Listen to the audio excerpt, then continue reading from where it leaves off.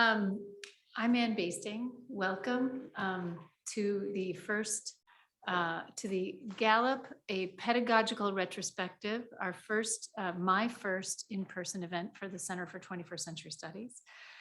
As we gather today, reflecting on the 43 years of Jane's engagement with the center and 32 years of teaching and research at UWM, we acknowledge that over those many years in Milwaukee, that we have been on and are on the traditional Potawatomi, Ho-Chunk, Menominee homeland along the southwest shores of Michigami, North America's largest system of freshwater lakes, where the Milwaukee, Menominee, and Kinnickinnic rivers meet, and the people of Wisconsin's sovereign Anishinaabe, Ho-Chunk, Menominee, Oneida, and Mohican nations remain present with us.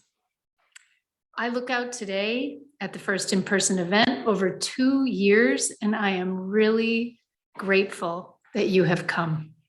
Some from very far away and arrived safely to share in this moment. We likely among us carry losses of people, of possibilities, and I ask that we honor those losses and the visible or invisible vulnerability of those among us by taking precautions and masking as you feel comfortable. Today is made possible with funds from the Center, the College of Letters and Sciences, the Graduate School, the English Department, the Gallop Research Fund, the Office of Alumni Relations, and Greg J., who has generously donated the food for tonight's festivities after today. It's news to you, I know. If you would like to join us after 6, there is a map with directions on the back. All are welcome. I want to introduce you to the team who made today possible, only some of whom are here in person. Deputy Director Nicole Welk-Jaeger, who I am overjoyed to have brought to campus. Thank you, Nicole. Program Assistant Lauren McCarg, Graduate Fellows Nassim Sharegi, Leah Liebseller, and Randolph Markham.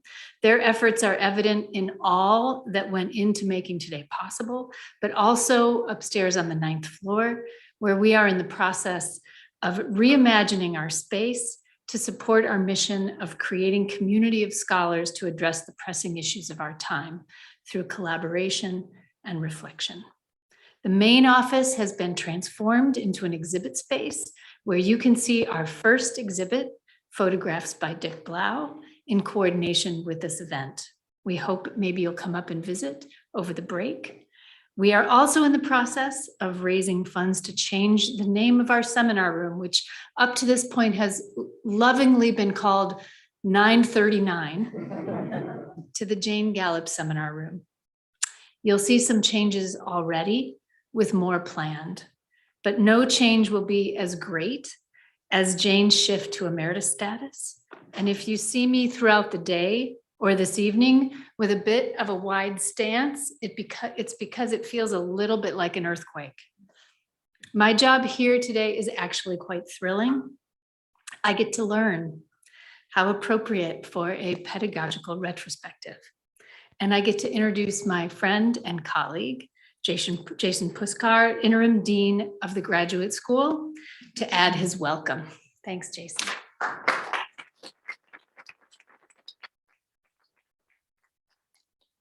I think it's strong enough to actually stand there, but I was like in this weird Netherlands. So whatever you want to do. The camera is right here for, hi, everybody who's watching remotely. There is a live stream as well, just so you know. All right. The center is such an interdisciplinary space that we're actually required to speak from between 2 different podiums. Welcome, everyone. Welcome back to many of you. It's such a pleasure to see so many familiar faces. It's my genuine pleasure to welcome everyone here to this celebration and this symposium in honor of our friend and colleague, Jane Gallop. I'm Jason Puskar. I'm the interim dean of the Graduate School, but more importantly, I'm Jane's friend and colleague from way back, ever since she hired me as a green, bright-eyed, bushy-tailed assistant professor 16 years ago. In some ways, and I don't think it's just COVID time, that feels like yesterday, and in some ways it feels like a lot longer ago. I think many of our visiting alumni will have a lot to say about Jane's intellectual contributions, and especially her contributions as an advisor. But having served on committees with Jane for some of you, I'm going to leave most of that to her, and I want to talk about a few other things by way of introduction and welcome. And the first one is really just to begin reflecting a tiny little bit on Jane's contribution to doctoral education in general at UWM. From my vantage point as the dean of the graduate school, I look back at a very young institution that grew up kind of like a sunflower from 1956 to the mid 1970s, all at once, lean and gangly and scraggly. And then suddenly it was a respectable R2 research institution, and not long after that, R1. And Jane was a big part of that after her arrival over the last 32 years. The English department is just a little bit older than 50 years, and the grad school's not even 60 yet. And so Jane's 32 years of service to this university have constituted more than half of the time that both of those institutions have been in existence. And she has left her mark profoundly on both, and we're grateful for that. And I could go on about Jane's contributions, especially to doctoral education, the way she raised the bar for research, attracted so many great students, especially you, and even served the university and her department, as she did recently when toward the end of a distinguished career, she still took the time, made the commitment to serve as a director of graduate studies for English at a point when many professors of her experience would have found less labor-intensive ways to serve, but she did it with great distinction and to the benefit of my department, and I was so grateful for it. But I won't talk about that in any length. What I want to talk about instead is something that I trust will come up later, but I think I do have some special perspective on, and that is just Jane's tremendous capacity for care, for students, for her colleagues, and I know for many of you over here on the left, who I recognize and know so well. And at this point, I'm going to tell you a story related to this that still makes me laugh about my time as a new assistant professor when I was very much under Jane's wing and all the better for it. Maybe my second year here, I was on the admissions committee for the Department of English. Everything was unfamiliar. I had no idea how anything worked, and we were trapped in a little room and we were going over files, and it was early in the morning. And Jane was a member of this committee, and at a certain point she said, well, wait a minute, hang on, I have to go. I have to call my son at college and wake him up because he has an exam. I was like, wow, wasn't expecting that from my esteemed colleague, Professor Gallop.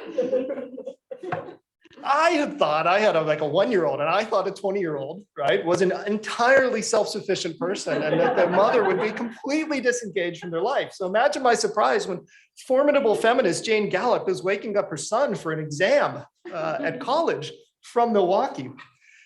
I collected myself, and I learned to broaden my expectations, and then she said, I'm going to have to call back in 5 minutes. He's not awake yet.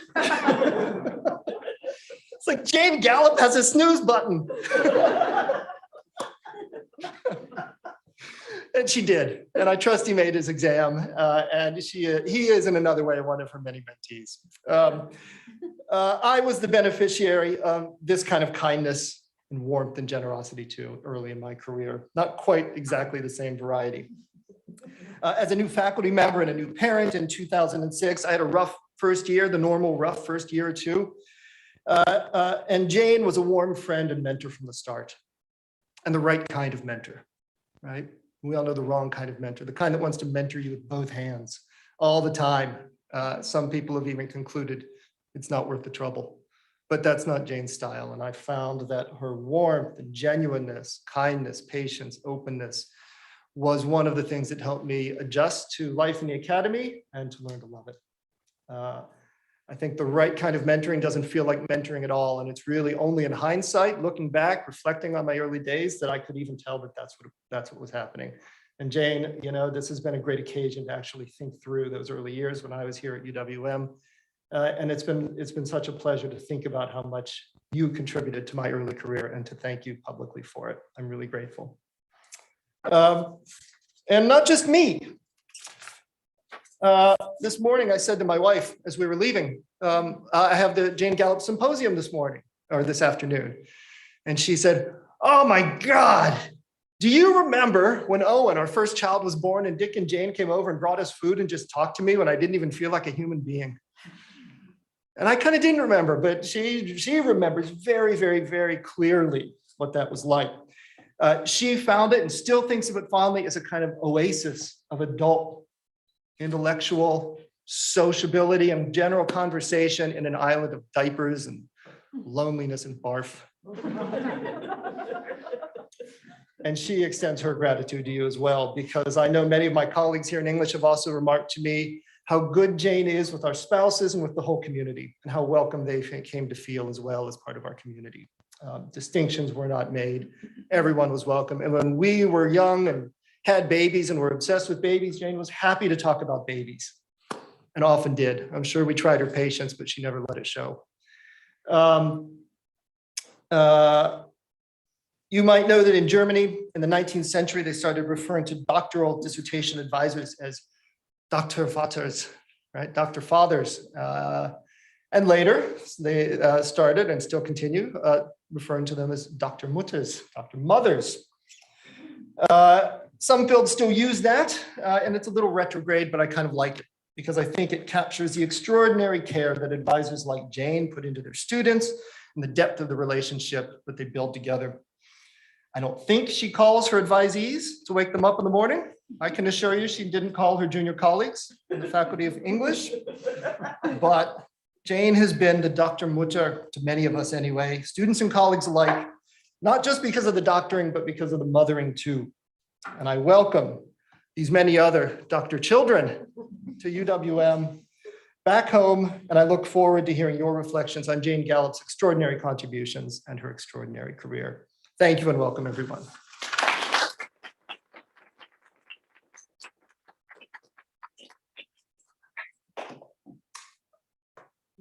And now I welcome up Greg J.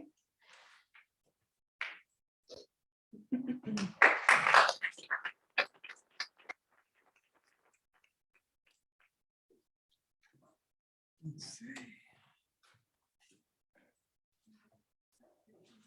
Okay. Can I speak from here? Or do I speak from there? Or do you move this over here? This is where it looks like right now on the live stream, if you stand there. Then I'd have to stand sort of over. So move that way. Okay. Can I move the PowerPoint from over here? Yes, there's a clicker. Oh, okay. Not going to use the whole thing, but we'll try that. This is It is the little one. the little one. The back and forth one. Okay. Let's see what we can do. Aha. There it is. I guess I'll introduce myself. You're up. I'm up. Okay. Hi, I'm Greg J. And I retired 2 years ago from the Department of English, where I taught from 1987 until almost the present. You can Google me. I've published a bunch of books and articles, but that's not what we're here to talk about. When I started reading and rereading again Jane's work, I, of course, found myself writing an all too long paper. And I'm going to just share with you most of the first half of that, and then maybe the last paragraph. And then I'm going to send the whole thing to Jane as a tribute to her. So, my epigraph comes from Deaths of the Author. Actually, I have it right here. The reader's pleasure is more profound, when through reading another enters our lives, comes to live with us. You can tell already how nervous I am. Okay. So this will not have been a memorial. It isn't time. Jane Gallop is a living author, one we may still want to read in the future. She is also still teaching, both literally and in the legacy that continues to touch those who have lived through her classes. This reading then is not offered as a memorial, though informed by memories, by recollections both personal and literary. The temporality of her legacy is what she would call twisted. What she has written and taught has happened, and yet it remains for us to read, to present it. We don't know conclusively what, in time, that reading and teaching will have produced, although it haunts us. And yet we are here to give testimony anyway, even uncannily as she appears living among us. And so the author lives, not to be memorialized, certainly, but always already awaiting our effort at listening and reading. Will there be enough time? I'd better get started. I'm going to refocus my remarks today on Jane Gallop's pedagogies of reading and writing. My awareness of her work came first through her early books and essays on feminist theory and psychoanalysis. I was attracted as much by the how of her arguments and their style as by what I was learning from reading her. There was something other going on here. When I look back at 1985's Reading Lacan, I find the epigraph for its prefatory material comes from an essay by Shawna Feldman titled Psychoanalysis and Education. In it, Feldman states that the pedagogical question critical to Lacan's own teaching is, where does a text precisely make no sense? That is, resist interpretation, unquote. As a feminist, Gallop welcomed that resistance, rejected what she called the position of mastery over a text. She recounts the frustration of her students who cannot master Lacan's writing. For, quote, Lacan's style is the major obstacle to reading Lacan. Perhaps the block to reading Lacan is the reader herself, she speculates, or the reader who identifies with mastery. The present work, she said, of reading Lacan is not a prudish connection of the loose and improper, but an immodest celebration of the broad. So I think that's what we're here for today.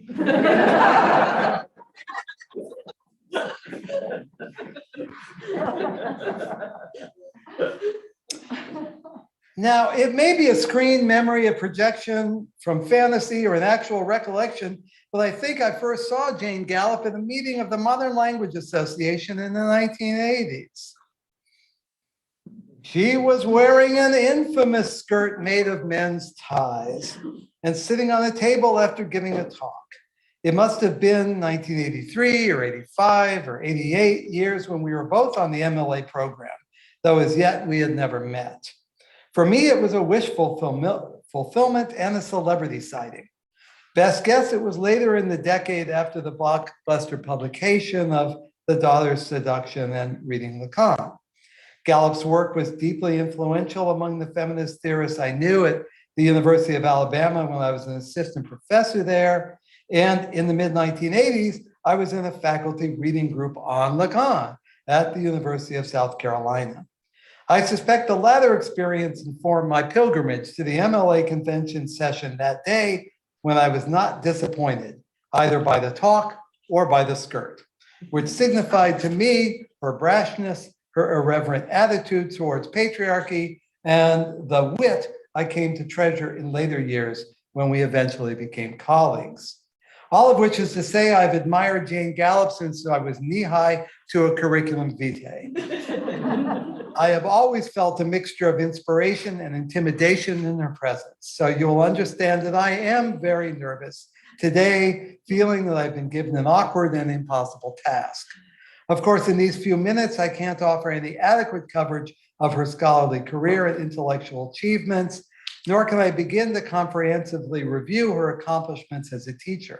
Fortunately, the panelists to come this afternoon are well equipped to do so, and no doubt will be more than up to the task. Blubbering on and on about how much I love Jane would only embarrass both of us. So rushing down that emotional off-ramp doesn't appear to be a good choice either. What happened to this photo. Maybe I should stick to anecdotes about going to Milwaukee Bucks basketball games with Jane for a decade, when we screamed and cried and shouted for joy, as we did last night in the Bucks' final win at Fiserv Forum for the season. So now I'm able to say that the Bucks won every game I went to this season. So I feel like one of those graduate students who's on the Gallop seminar docket for the day to give their presentation. I will hazard some reflections informed by the experience of having been Gallup's departmental colleague and for 3 great years her administrative co-conspirator when she served as associate chair for graduate studies during my term as department chair.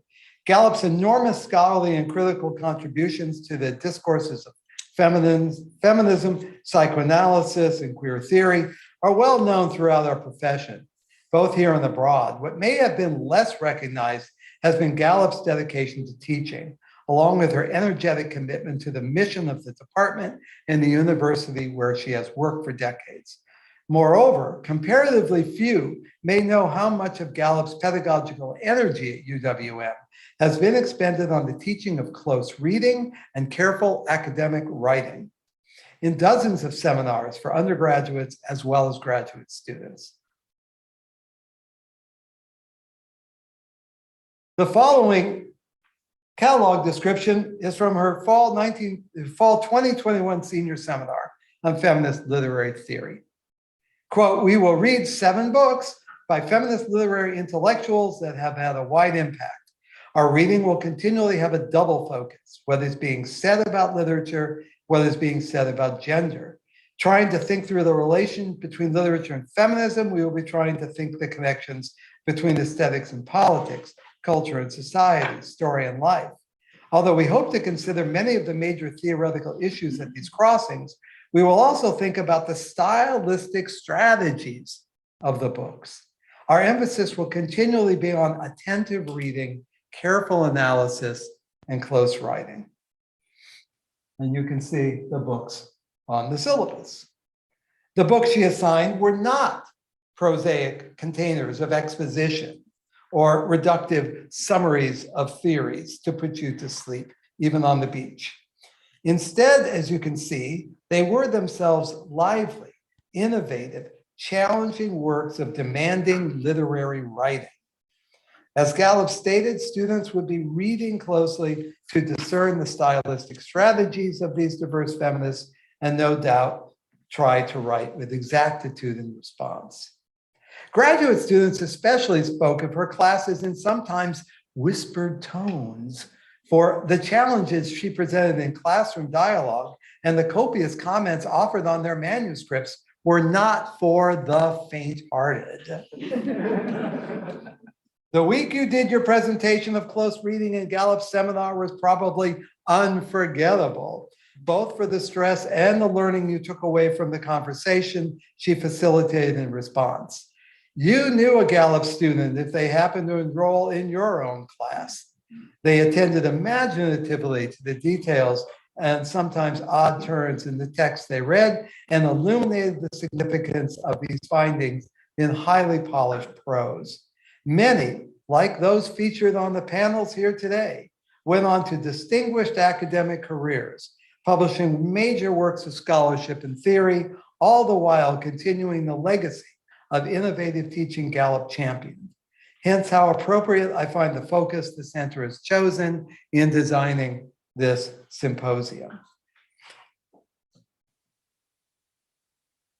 Gallop was already a superstar when UWM was fortunate enough to recruit her back in 1980. Her excellence was quickly confirmed by the university's decision to grant her the title of Distinguished Professor 2 years later. I know from anecdote as well as experience that superstars don't always prove to be good academic citizens or passionate teachers. Some joke regularly about the tedium they find in reading and commenting on student papers. As their careers mature, they often drift off into their research and writing, finding their colleagues and students at best and annoyance to tolerate, not Gallop. I should have guessed when she was hired that her citizenship would be an engaged and decisive one, at least judging from the work she had already done as a fellow at the then Center for 20th Century Studies, even before taking a full-time job here. The aims of the center have always been strongly pedagogical, though it offers no degrees or courses. Instead, the design of its themes, the choice of speakers, and organization of conferences add up to the rich education for everyone lucky enough to participate.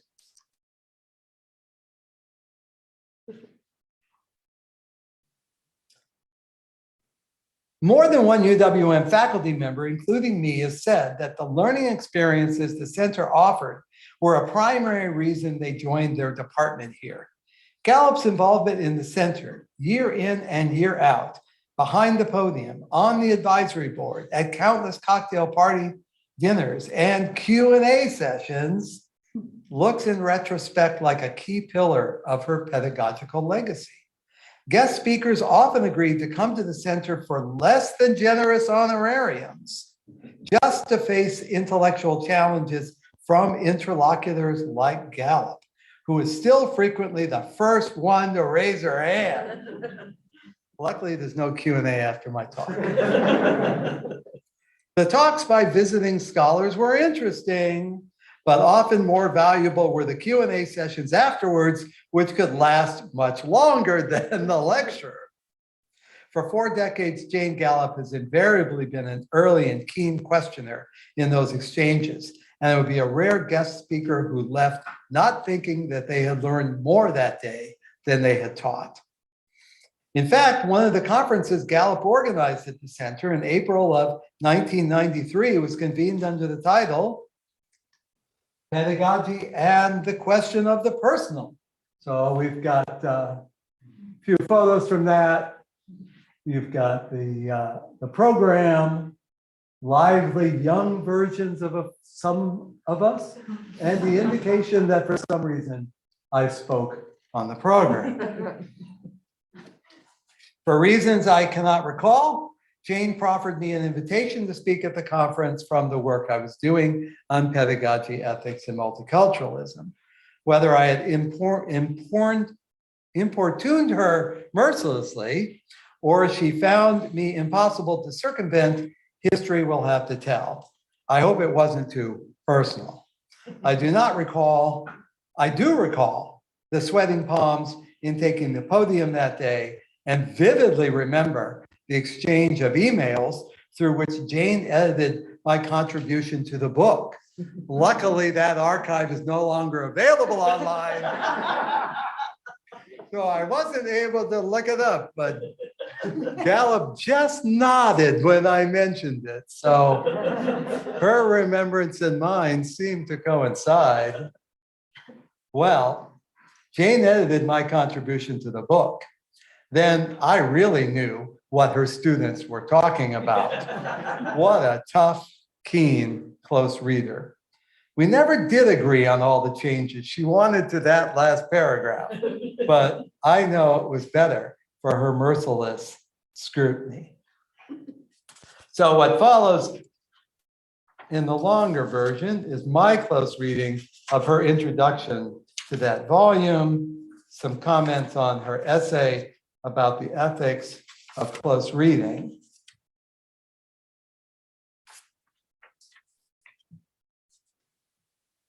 Many of you are probably familiar with that essay on close reading, but I'm going to skip over that to the book that came after that, that many people may, like me, may not have followed up to find out that this was actually the sequel to The Ethics of Close Reading. After that essay, Gallop considered writing a book on the ethics of reading, a project that, with many changes, led to her 2011 volume, The Deaths of the Author, Reading and Writing in Time.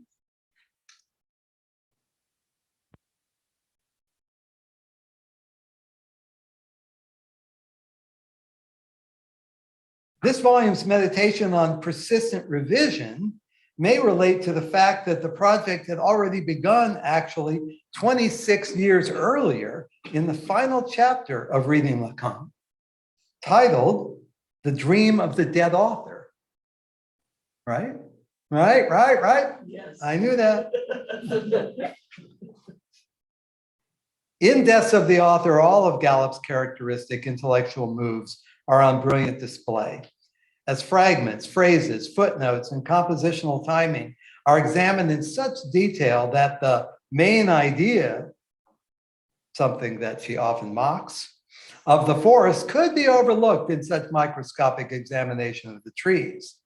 Yet her persistence in reopening the question of the death of the author carries us along, often dramatically, up and down each page, as she reads closely work by Roland Barthes, Yves Sedgwick, Gayatri Spivak, Jacques Derrida, and others.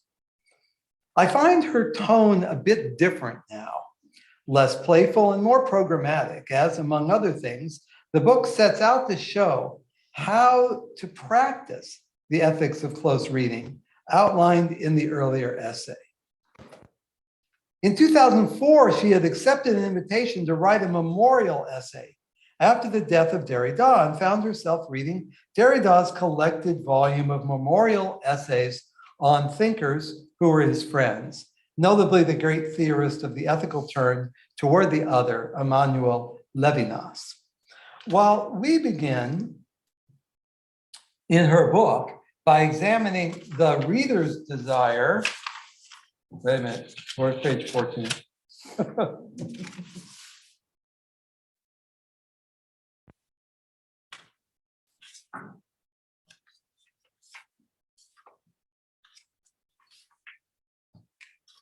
Don't give up on me. 7, 3, 11, 12.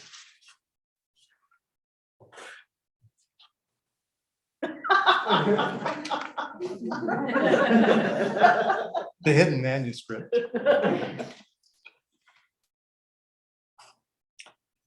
So while we begin in her book by examining the reader's desire for the author who has or will die, we end up with how authors think about their own relation to time and death during the act of writing. The call to listening made in Gallup's earlier essay on the ethics of close reading now merges with Derrida's delineation of what he calls an ethics of hospitality toward the dead, specifically a welcoming of the words of dead authors. Quote, "Thanks to the miracle of writing," she says, "it is possible for the thinker to continue to speak after death." So much for reductive post-structuralist platitudes about the fallacy of phonocentrism or the irrelevance of the author. The author continues to haunt and to speak through time and death, likewise haunting the writer who keeps revising in the hope of catching the vanishing present. Theory then lives too, Gallop insists, despite the repeated death knells for it rung by academic and journalistic commentators. If I were still writing a book on the ethics of close reading, she avows, I would want to connect it to this idea of live theory. She again argues that in teaching the method of close reading, she aims to enable her students and her own readers to subvert, quote, the monumentalizing of theory, the received versions or master theories, such as the death of the author. While her book, The Deaths of the Author, is composed, of course, of close readings of theorists and philosophers, practicing that kind of literary reading of theory she had pioneered so many years before. Within the constraints of what she theorizes in that book as the ethics of quotation, I leave her with the last word, extracted from the end of her introduction. These are authors I have taught for decades in order to make theory come to life, in order to show my students the riches close reading can yield. These are theorists I love to read, because their writing is full of color and tone, because their thinking is in fact full of voice, because their theory speaks. And that's how I feel about reading Jane Gallop too. Thank you.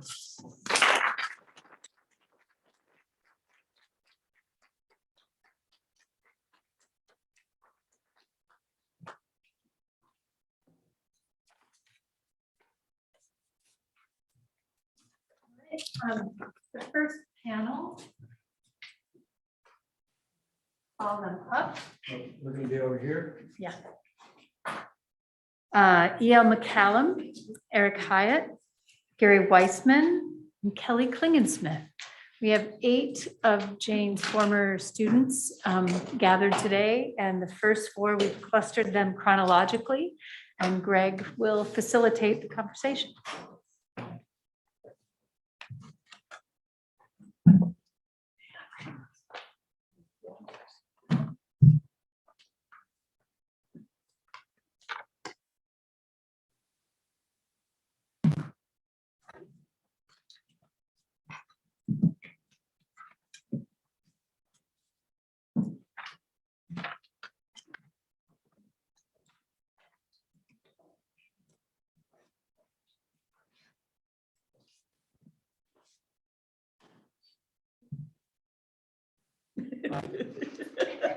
Are you looking for your reviews on Twitter already? No, Nicole sent us all of the bios. Greg, smile. Right? Google us. Where are those? Where? Oh, they're in the program. Well, do I have to read them if they're in the program? I guess I do. You can tell I still haven't gotten over my nerves. Well, everybody's got a chance to relax a little bit after that high wire. Oh, look, here's the whole bio of me. We could have read this. Who did all of that? Okay. Here we all are. Am I supposed to start now? Yes. Oh, all right. So let's put this here. We'll put this here. Are we going in the order of this? Yeah, Yes. and we're going to hold the questions until after.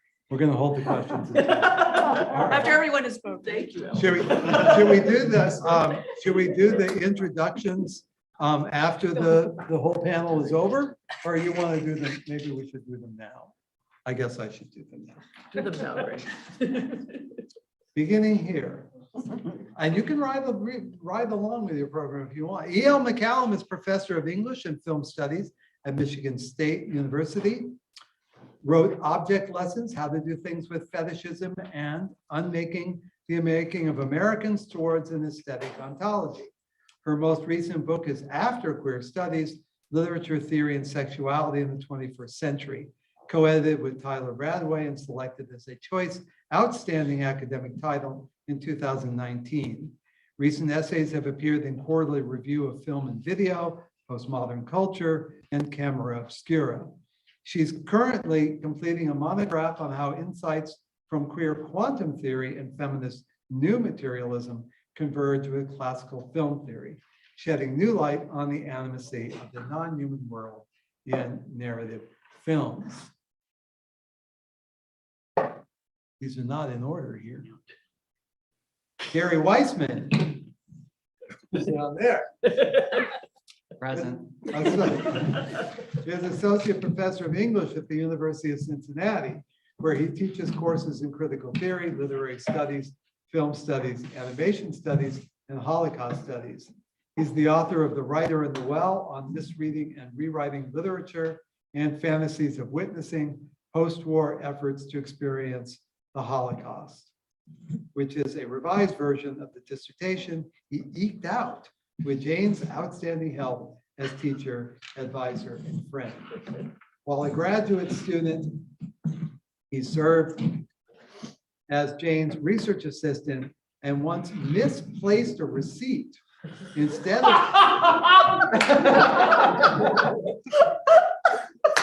instead of turning it in for reimbursement.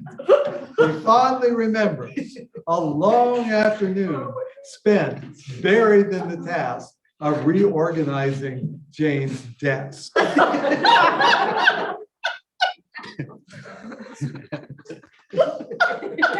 No, I mean, now, like, you just didn't read my things. No one's gonna be as good as that. No. All right. Yeah, just skip the rest. No, I can't do that. Eric Hayot is Distinguished Professor of Comparative Literature and Asian Studies at the Pennsylvania State University and the author of 5 books. Chinese Dreams, a 2004 revised version of the dissertation he wrote thanks to Jane. The Hypothetical Mandarin 2009, On Literary Worlds 2012. The Elements of Academic Style 2014 and Humanist Reason 2021. It's nice, concise, but there were no receipts lost. Or- There are stories. All right. Kelly, Also present. also present. Kelly Klingensmith is an associate professor in the Department of English and Cultural Studies at Western New England University, where she teaches film, writing, memoir, and on occasion photography. She's the author of Inappropriate Distance, The Ethics of the Photographic Essay, published by the University of New Mexico Press, and is currently working on a book about crisis photography in the digital age. My responsibilities are almost over. You. Thank you all for this kind invitation. I'm really grateful to be here, not just in the ritual sense of thanking their hosts, but although my thanks are sincere, but most especially because of the occasion. It's a privilege and an honor to have worked with Jane. I'm indebted to Jane for claiming me as her student. And it's been an honor and a privilege to work with her precisely because of who she is. Her deep care for her students, her commitment to both meticulousness and pleasure in reading and writing and teaching, her empathy and her brilliance. Like many of my generation, I first saw Jane from her nether end in Max Brown. The image on the cover of Thinking Through the Body. I remember reading that book on the subway in New York and someone asking me about that cover. Is that about obstetrics? It was the late 80s. I had to go to grad school to find out that the masked face is the obstetric nurses and that Jane's visage is unseen in that frame. When Jane pointed that out, suddenly the whole cover made sense. Thus, it was no surprise that when I arrived in Jane's seminar in UWM in the fall of 1990, both of us new to the Modern Studies program, I didn't recognize her. There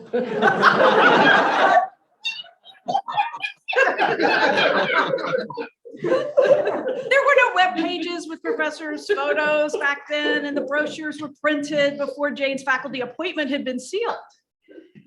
In fact, I vividly remember her entrance into that seminar. Here we were, assembled around that square of tables, awaiting what would surely be a brazen sachet into the room from the most flamboyant feminist theorist of the day. We were primed for the drama. At the duly appointed hour, after the last student slipped into the last empty chair, the doorway remained empty. A voice started speaking. I'm Jane Gallop. Jane was already here, seated among us, and she got right down to business. I feel like this entrance into that first feminist theory seminar, it was on the material that became the Around 1981, whoops, oh, there's the seminar. Well, it was around the Around 1981 book, encapsulates a lot about Jane's pedagogy. One among us. I noticed over the years that this feminist pedagogy can actually be a difficult thing for students to accept.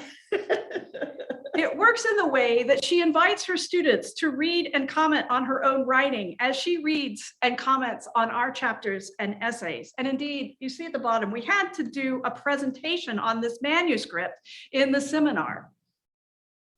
It works in the way she tracks a term over the course of the text. A lecture on Freud's use of surprise comes to mind, which gave me the lesson that one should hold oneself open to being surprised by the text, a fundamental ethos that organizes my own textual work in writing and in the classroom. It works in the way she takes your writing seriously, giving honest feedback in a live response to a class presentation or in margin comments on your writing. I recall a dissertation chapter where there was a stretch of a few pages with no writing on them, unusual given the copious scrawl most margins featured. And in discussing that chapter with Jane, she announced she was bored in that stretch. That still cracks me up. And of course, my own response in the moment was to try to figure out how not to bore Jane. This incident reminds me of an anecdote that Jane herself relates of meeting with her own dissertation director, where they tore her chapter to shreds, quote, while I laughed hysterically at the stupidity of my reading. It's not the laughter that's the point. It's the turn from what she calls a position of facile superiority towards a more sympathetic and complex relation to the readers I was studying. Jane's sympathetic and complex relation to the readers, what I'm now calling one among us, is a model for reading that I not only felt in her direction of my writing, but has been essential to my pedagogic ethos. When people have asked me, what's it like to have Jane Gallop direct your dissertation? I've always answered, fantastic. You get that same keen attention that Barthes or Lacan or Freud get. Again, one among us. But there is a difference, which is that her readings of my student work were about opening the text to me to discern and discover what I was seeing in the text, rather than working it through for herself, for her own objectives. It's a very generous pedagogy, but it is distinct from how I read what she does in her writing. Sorry, I had to look at Jane and then that was a mistake. Jane is always famously inscribing herself into her own readings. And you know from her writing that it is always beguilingly haunted by her own satisfaction or dissatisfaction, pleasure or discomfort. Whether it's her laughter over her dissertation chapter or her giddy response to my Spurs presentation that's related in anecdotal theory, or her anxiety in its various modes across the body politic chapter of thinking through the body, or her discomfort with finding herself talking about the phallus again in Sexuality, Disability, and Aging, it's not just one vividly fronted book in which Jane thinks through the body.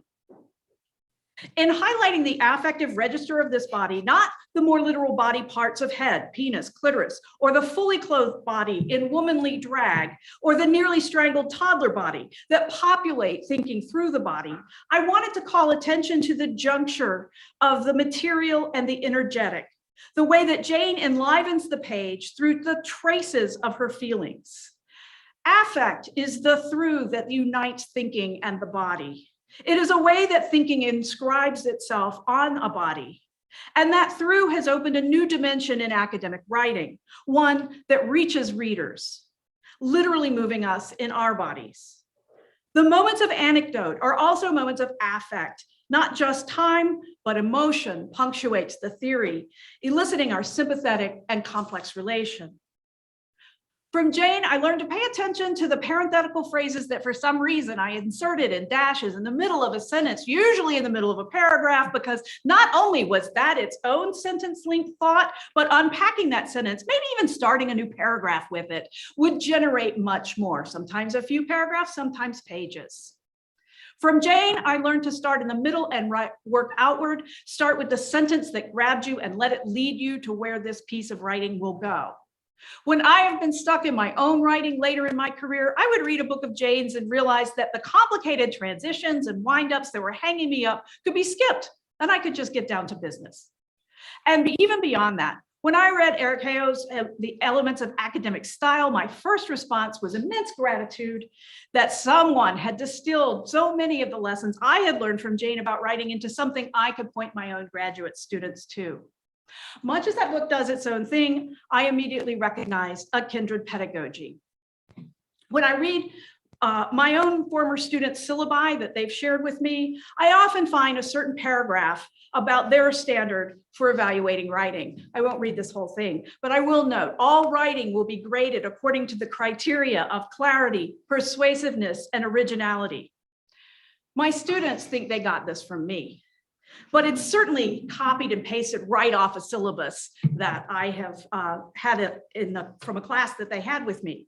But it's actually the lessons in writing I learned from Jane. To return to the text that I began with, Thinking Through the Body. The book opens with a discussion of Adrienne Rich and motherhood, very apt given the cover. And returning to the text now, I felt a certain shock of familiarity and admiration at just how on point Jane's writing so consistently is. As she links the feminist problem of thinking through the body to the larger mind-body problem in philosophy, via Rich and an anecdote Rich recounts of a woman who killed her own children by cutting off their heads on the front lawn, Jane turns to discuss the order of chapters. She explains that she chose the first essay to, quote, head off the collection, end quote. And I am, as they say on Twitter these days, dying. Seriously, I had to physically put the book down. What intrigues me about this phrase is, apart from the fact that I cannot but celebrate a fantastic pun, is the language's action is queer. It is baldly stating the pun, but doing it so innocuously that one might credit it with ignorance. This can't not be intentional. No, it's too bold to be intentional. Jane is too smart for this not to be intentional. This is exactly the kind of moment Jane seizes in other writers. Such linguistic butchery offers hospitable charm after the anecdotes of violent decapitation. It wins me over, seduces me to read the rest of the book. Such headlessness, or rather this introduction's deconstruction of the privilege of the head, is evident also in the scene of introduction where Jane was seated among us and started speaking. Jane's acephalic pedagogy may be without a head of the class, but it is not without a center.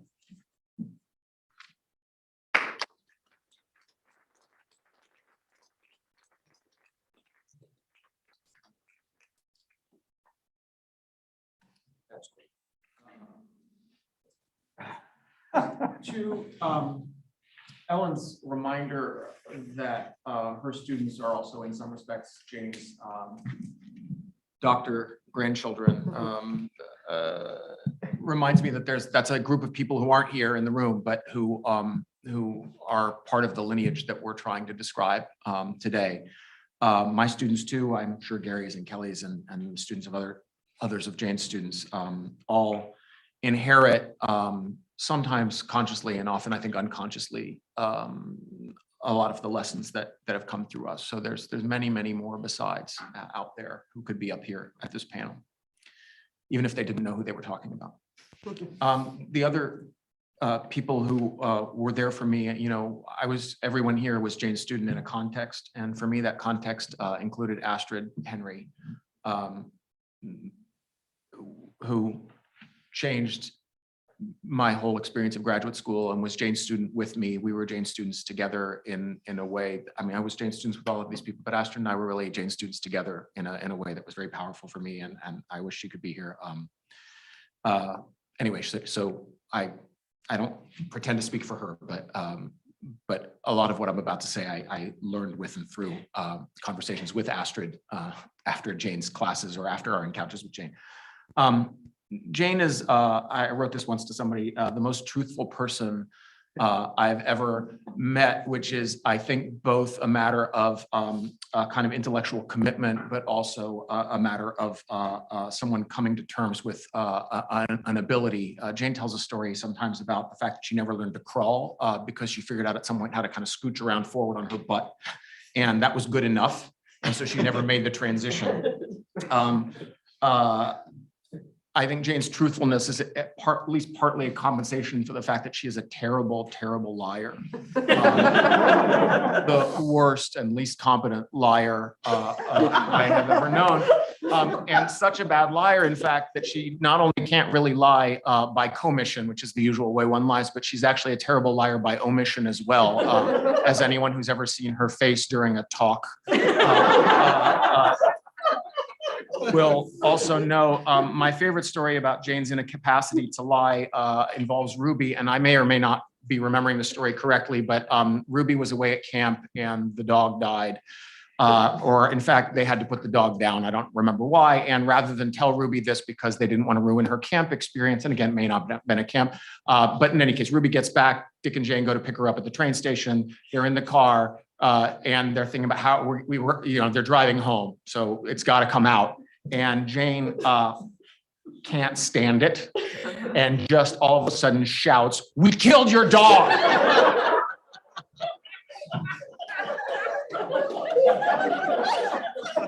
So,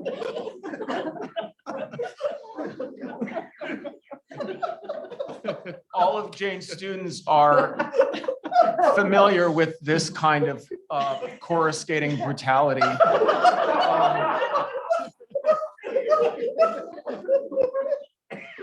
Which Ellen has already spoken about, and the way in which, for me, the experience of working with Jane was learning how to get through the emotional drama that preceded finding out that your work wasn't as good as you were hoping it would be, and coming out on the other side of that. And one of the things that Jane teaches is resilience and a focus on what's necessary, which is not so much your disappointment, but your possibility. I think you see this also in Jane's interest and capacity to teach the whole student. Jane knows what all teachers know, which is that sometimes the things that are keeping people from making progress are not so much intellectual, psychological. Many people aren't brave enough to teach the psychological stuff. There's a risk. You can't do it well without putting yourself at risk. And not every student wants to be taught that way also, right? There are plenty of students who came to Milwaukee who didn't want to be Jane's student, and those students are also part of the story here. They're not with us, but they're part of, if you want to paint a complete picture of what learning from Jane was like. And I don't think, it didn't make us better than everybody else, but it made us the right people for her. That approach to the whole person and to saying what had to be said, usually more gracefully than the dog's death announcement, is, I think, what you see also in the close reading and what Ellen talks about, the fundamental humility of Jane's approach to the text, the frustration that she had with her own, but also everyone else's ability to read and think they already knew and already understood what they were reading. I think a lot of models of close reading, and this is why it's not, close reading covers a lot of practices, but a lot of models of close reading involve a kind of focusing in or drilling down, a kind of getting smarter and smarter and smarter than the text. And that was really the opposite of what Jane taught. And it was hard because when you came in, you thought that's what you were supposed to be doing because you'd heard that was what close reading was and you'd seen other people do it. Jane, again, the least Zen person you'll ever meet, had a kind of practice that involved relaxing your desire to know and becoming, in some respects, so stupid that you could see the thing you already thought you knew as something to learn. I think about the reading that she does of the switch between breasts and breast in the Teacher's Breast essay that's in that Pedagogy book as a really emblematic. I mean, just so simple, singular, plural. It's almost nothing, but it's everything. And that the way that she could see that nothing and then actually notice it and then find what was in it that was new is really typical of what I think made her work surprising and important. She put herself at risk in the reading. She said the things that people couldn't or wouldn't say. And I think insofar as she did that, she emblematized for me and taught me, both by showing me how it was done and by teaching me how to do it, what I thought was always one of the big lessons of feminist scholarship, as it came to sort of encounter the dominance of a kind of Cartesian view of what it meant to know. which was the only, if you imagine there being an idea that the only way you know things is by knowing them, the only way to know things for everybody is by knowing them from a position that was also a position that belonged to everybody and therefore nobody, a position that, was usually white, male, straight, and so on.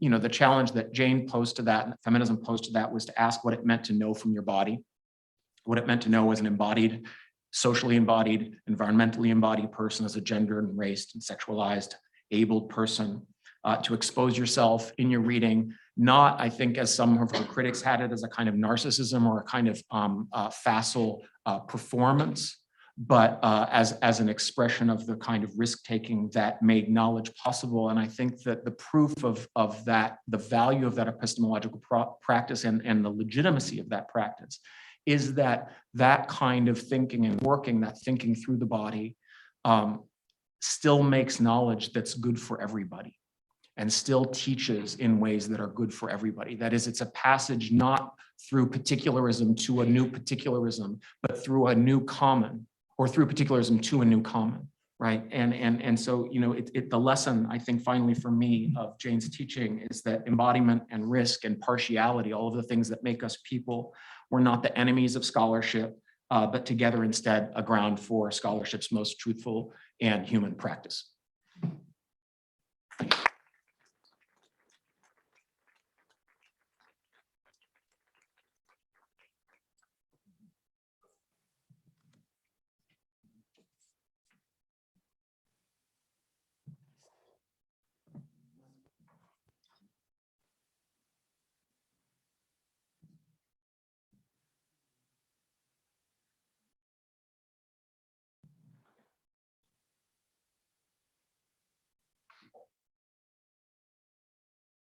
All right, that's forward. Do I have to press this to get this going?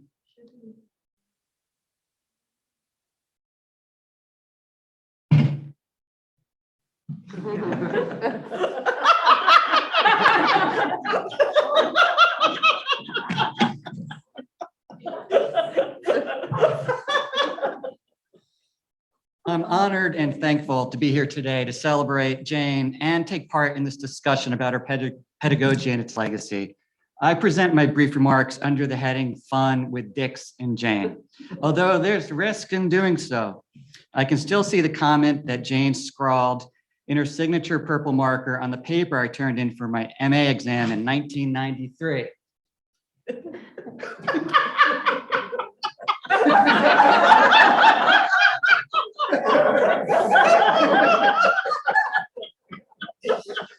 It reads, "You don't do enough, ENUF, with this for it to serve as title." While I will surely touch upon fun and dicks, my title plays at making the larger point that a book by Jane, whatever its subject, is also a primer on reading. It is a primer on close reading, which is an act of writing as much as it is an act of reading.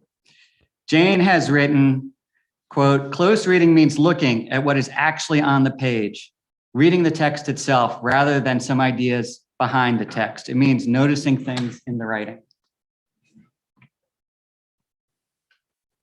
Here I quote from an essay I first encountered in draft form when I was one of 3 grad students who met with Jane one afternoon to go over that draft sentence by sentence. This was not only great fun, but also a great learning experience. At the time, I didn't realize how unusual it is for professors to invite grad students to enter into their writing process.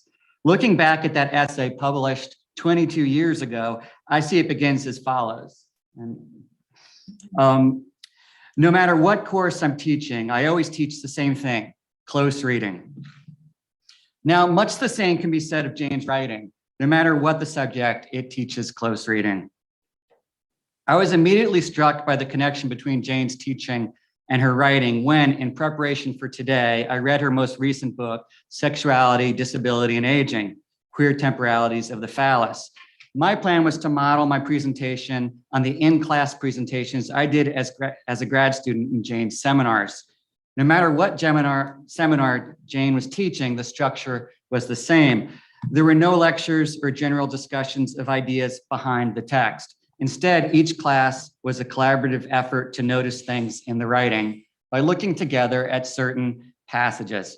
While I've seldom managed to reproduce this simple, effective structure in my own seminars, it remains an ideal for me. The focus of the first half of each seminar was set by the student assigned to present on that week's reading, which was always half a book.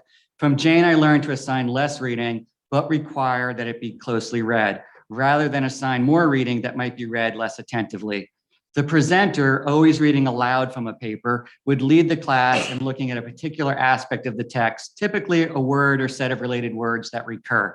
Then, in the second half of seminar, Jane would write on the board 2 or 3 words or set of words she had considered having us focus on, and the one she had settled upon as most intriguing or generative, along with the page numbers on which it appears.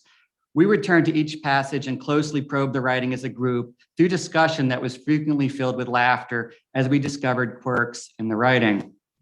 In her book around 1981, Jane wrote that the sort of close reading she does, quote, squeezes the text tight to force it to reveal its perversities and wrest secrets that the author might prefer to keep, end quote.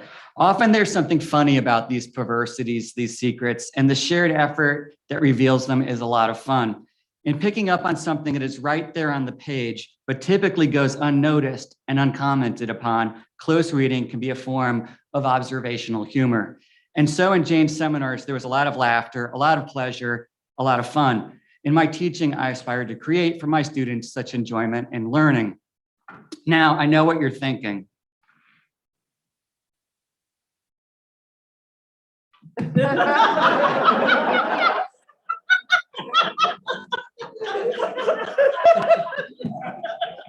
Okay, Gary, you're discussing Jane, sure, and now you've addressed fun, but what about dicks? Where are those dicks you promised? Well, let me say, there are a lot of them in the pages of sexuality, disability, and aging. Our beloved, wonderful Dick Blau has a significant role in the book's second chapter, but Dick's dick is only the tip of the iceberg in a veritable sea of dicks.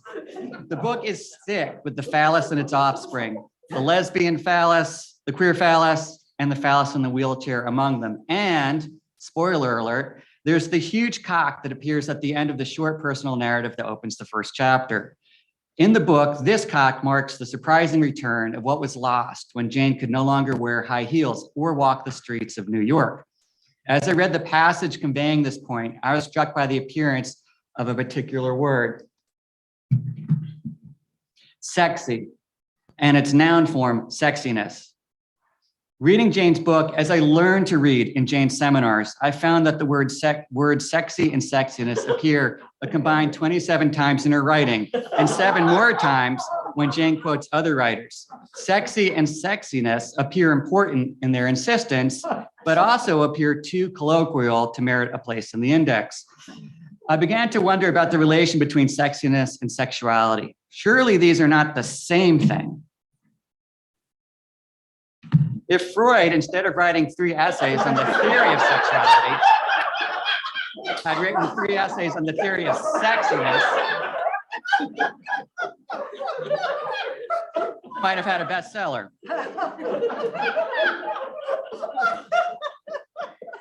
I found myself wondering, what is sexuality apart from sexiness? What is sexuality when it isn't sexy? While the recurrence of these words drew my interest, when reading Jane's book, I took greater interest still in how deftly her writing teaches close reading. I became captivated by the moves Jane makes in quoting and requoting, parsing and reparsing, and sampling other people's writing. And so in my remaining minute or two, I'll turn to the page in her book where I was first struck by this. Here, my focus is not so much on what Jane says about the text she quotes, but rather on what she makes in quoting it. On the book's 6th page, Jane introduces a quote by Riva Lehrer by writing, I previously quoted Lehrer to exemplify the attraction of Crip. Here is a longer version of that quote. Jane had quoted Lehrer on page 2. In that quote, Lehrer identifies herself as one of the Crip girls whose bodies scare the panel of judges. These judges, write Lehrer, are afraid of the unsanctioned desires that the Crip girl may have as a sexual being and evoking the judges themselves. On page 2, Jane follows the quote by remarking, Crip can look like a wildly sexy identity. And returning to the quote on page 6, Jane reveals that the previously quoted sentence was incomplete. Moreover, she italicizes two previously omitted words so as to direct the reader's attention to them. And she explains, I emphasize layers until then because it marks the divide between disability and aging. Jane then elaborates upon that point, incorporating Layer's words plucked from the quoted passage in her own sentences, essentially rereading and glossing them through a mix of paraphrase and quotation. As if this use of Layer's passage were not enough, Jane quotes Layer's sentence about Crip Girls a third time, 37 pages later. She glosses it anew, writing, quote, the judges are scared because they can indeed imagine desire for the disabled body, end quote. Then quoting just one word from Layer, she notes that this desire is unsanctioned. Thereafter, Jane employs Layer's unsanctioned as a kind of theoretical term several times in her book, referring, for instance, to unsanctioned sexuality and unsanctioned opportunity, in writing that high heels were unsanctioned in the 1970s when feminists disapproved of them. It isn't in its handling of other writers' texts. Jane's writing essentially says, read this with me, reread this with me, notice things in the writing with me. At its best, a close reading helps its readers read along. Jane writes with care to help readers follow the steps she takes in using passages from other writers to fashion her own provocative and insightful readings, ideas, and arguments. Her writing is teacherly in this way. I have a distinct memory from my days in grad school of feeling stuck in my writing, as I so often was, and plucking a book off the shelf in the hopes of finding instruction or inspiration. That book was Jane's Thinking Through the Body. A quarter century later, I continued to read Jane's writing and learn from it. I also continued to teach in ways informed by her seminars. While the thought of Jane no longer teaching seminars and mentoring grad students saddens me, I take pleasure in knowing that the impact of her teaching will live on, not only in her writing, but in generations of teachers and scholars shaped by her pedagogy in ways we are happily gathered here today to discuss. Thank you.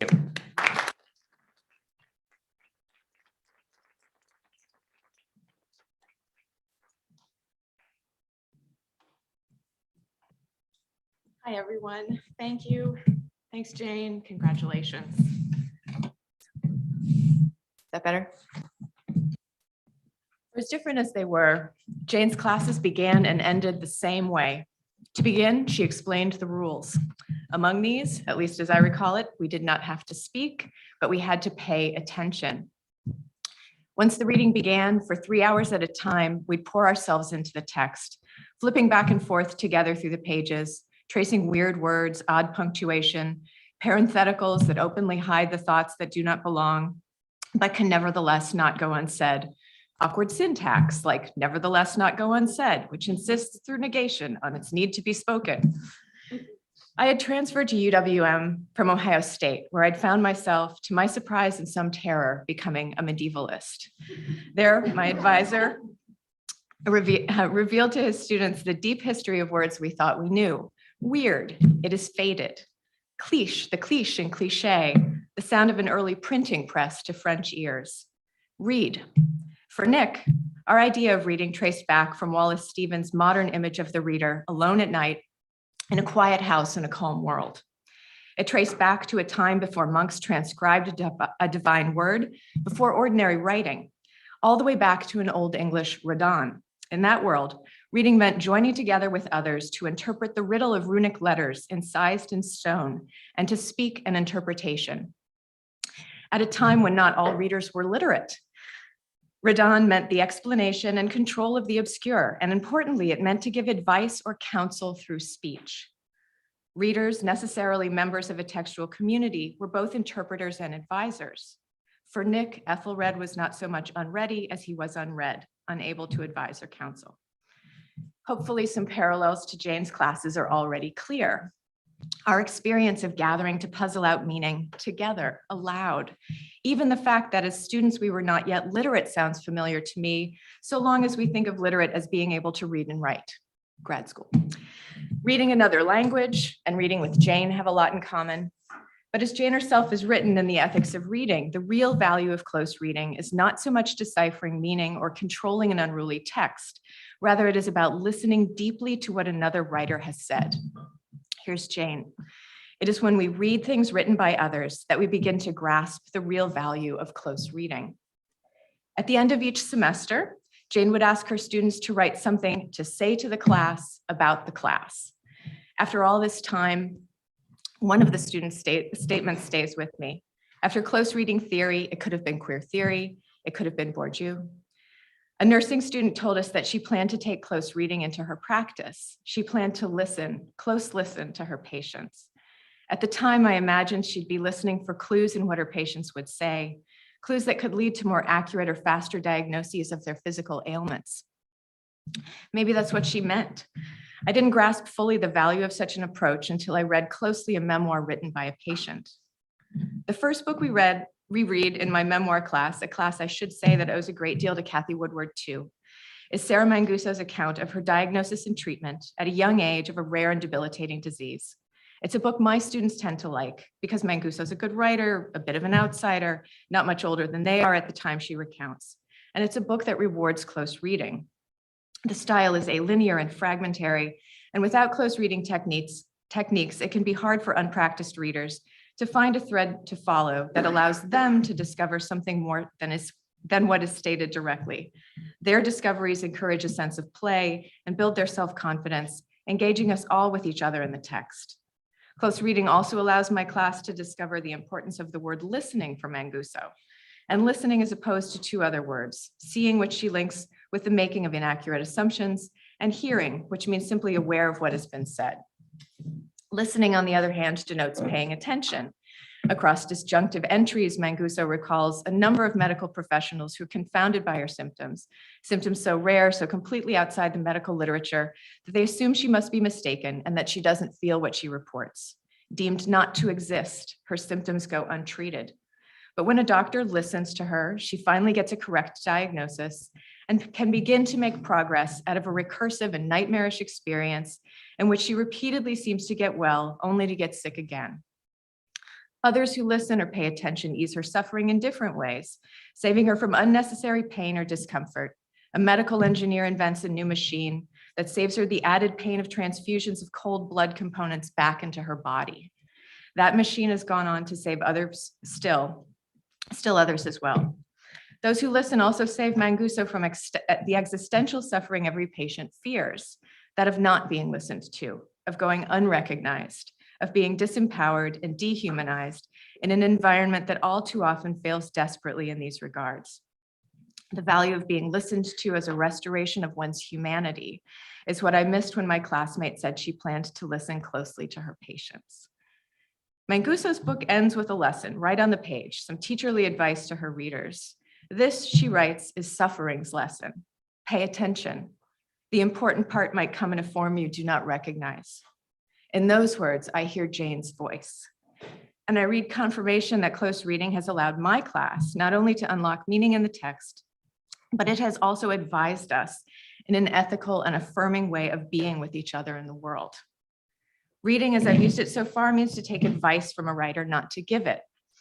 And I'll begin to close by saying that only those who can read can give advice, and only those who can read closely give good advice, because they have listened deeply to what others are saying and they have paid attention. A comment on Jane's advice. In 2007, on the last night in Milwaukee, after my defense, after dinner, I think it was at Gill's, Jane, Christie Hamilton, Ted Wesp, and I ended up in the lobby of, I had the Knickerbocker, but Ted reminded me this morning it was probably the Pfister, so maybe the Pfister.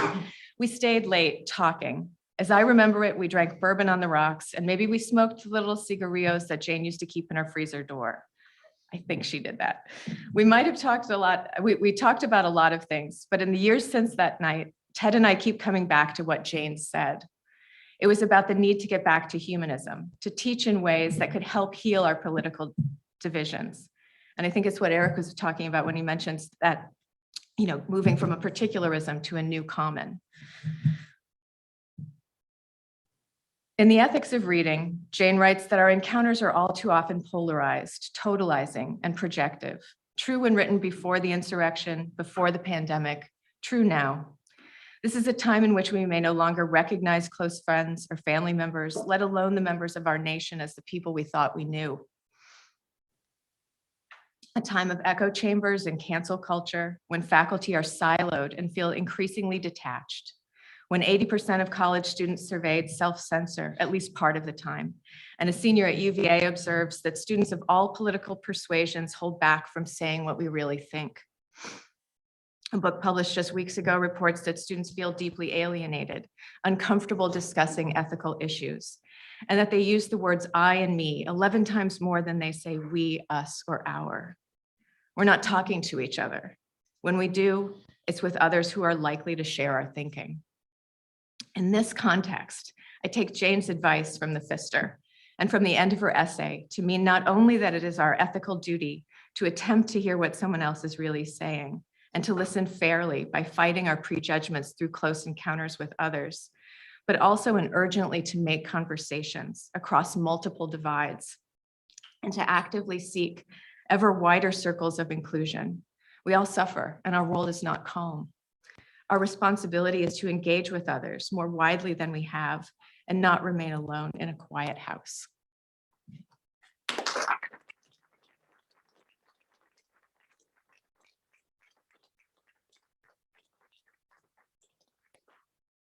I should note that cigarillos will be available at the door after the session. Well, thanks, everybody. We have about 20 minutes available for the panelists to respond to each other and then for us to take some questions. While we're thinking, I want to just pose one thing in relationship both to what Kelly just said and to Eric too, I think in part.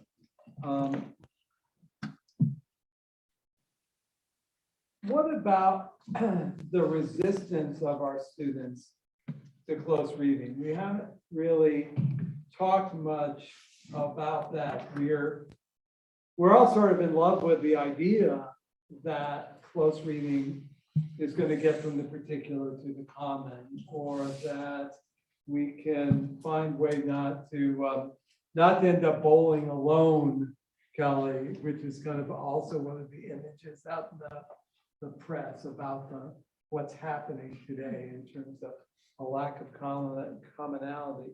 So I guess at the pedagogical level, have you or do you experience a resistance to close reading? And if so, do you have particular thoughts about how to get through that resistance and where we end up?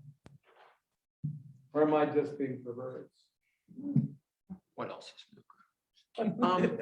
I mean, I guess, first of all, I think Kelly's comment is maybe different from I think I'm interested in the idea that embodied thinking from a place does not have to mask itself as thinking from no place to be valuable to potentially everyone, right? That's for me, the fundamental, one of the fundamental lessons of the humanities and of the last 40 years, that it's not a fight between, not universal knowledge and particular knowledge, but that, the wager that the critique of Cartesianism makes, and this is now way beyond Jane, but that is that in fact, if you know through your body in your place that you can say things that are true for lots of people, and I think that requires to be embodied in the moment of the encounter, of the moment of trying to know, requires you to put yourself at risk. And I think that's what I learned from Jane. I mean, more than, until, I think the model of knowledge, in which what you do is you produce a series of progressively sharper and more dominating masteries, is out there in the university and in the culture everywhere. And the idea and it's a very compelling way to produce a framework for common knowledge.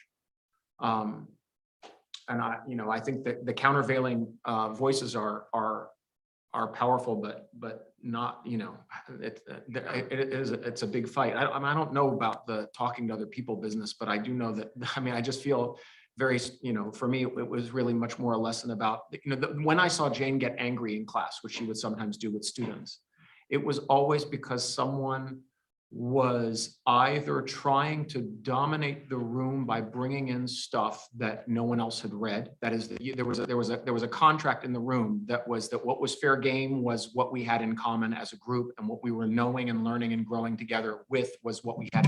And so, the thing where the grad student says, well, Lacan says, or whatever, like this is the Derrida thing, that power move was not allowed.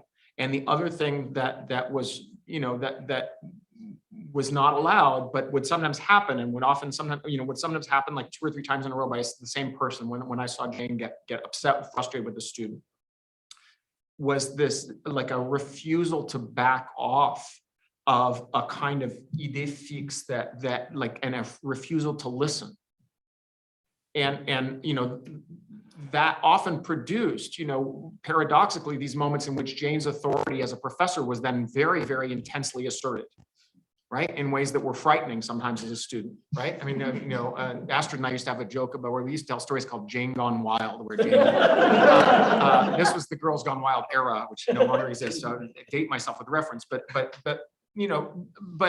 what Jane didn't believe in an authorityless classroom, but she used her authority to try to create a classroom in which everyone had a chance to learn together and contribute together from the place from which they were reading through the place through which they were reading, right? And if it wasn't both, then it didn't count. And that, that for me is, students resist it, but the resistance is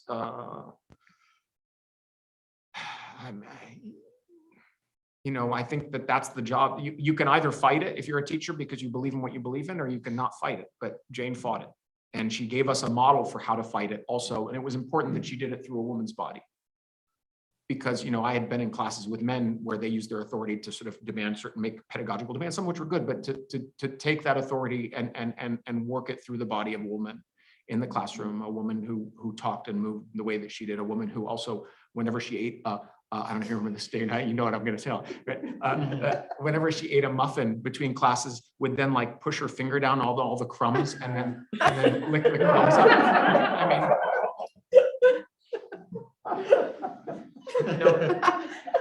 That woman. Yeah, that one.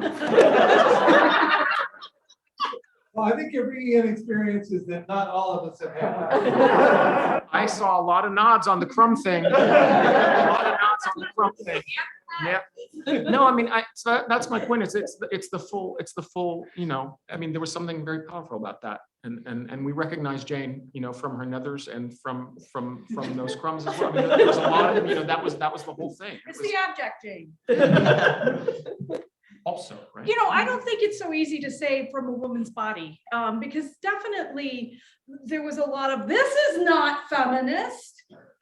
And that assertion of authority as if to have authority is somehow not feminist, and Yes. or to even have power to exercise power is not feminist. And this puzzled me. I was like, is it the point of feminism to get some power? Like maybe deploy it differently, to transform how power operates.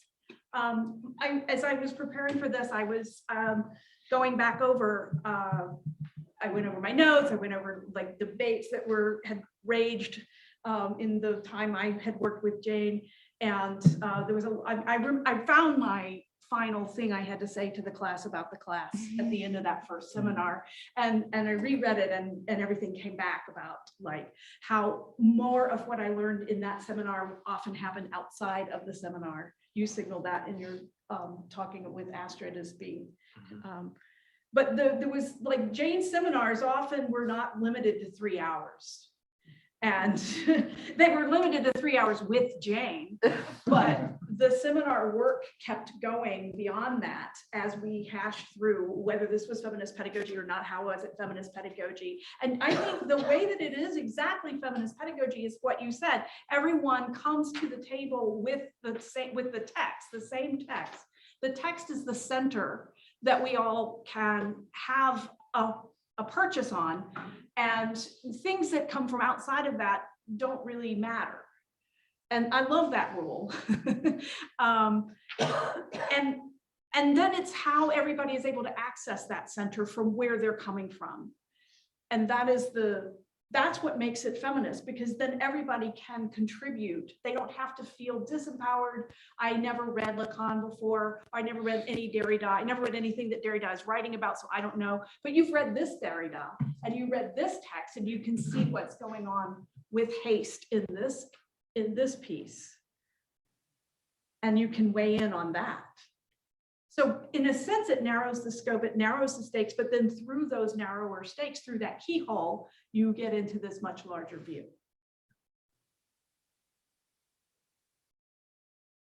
Equal access.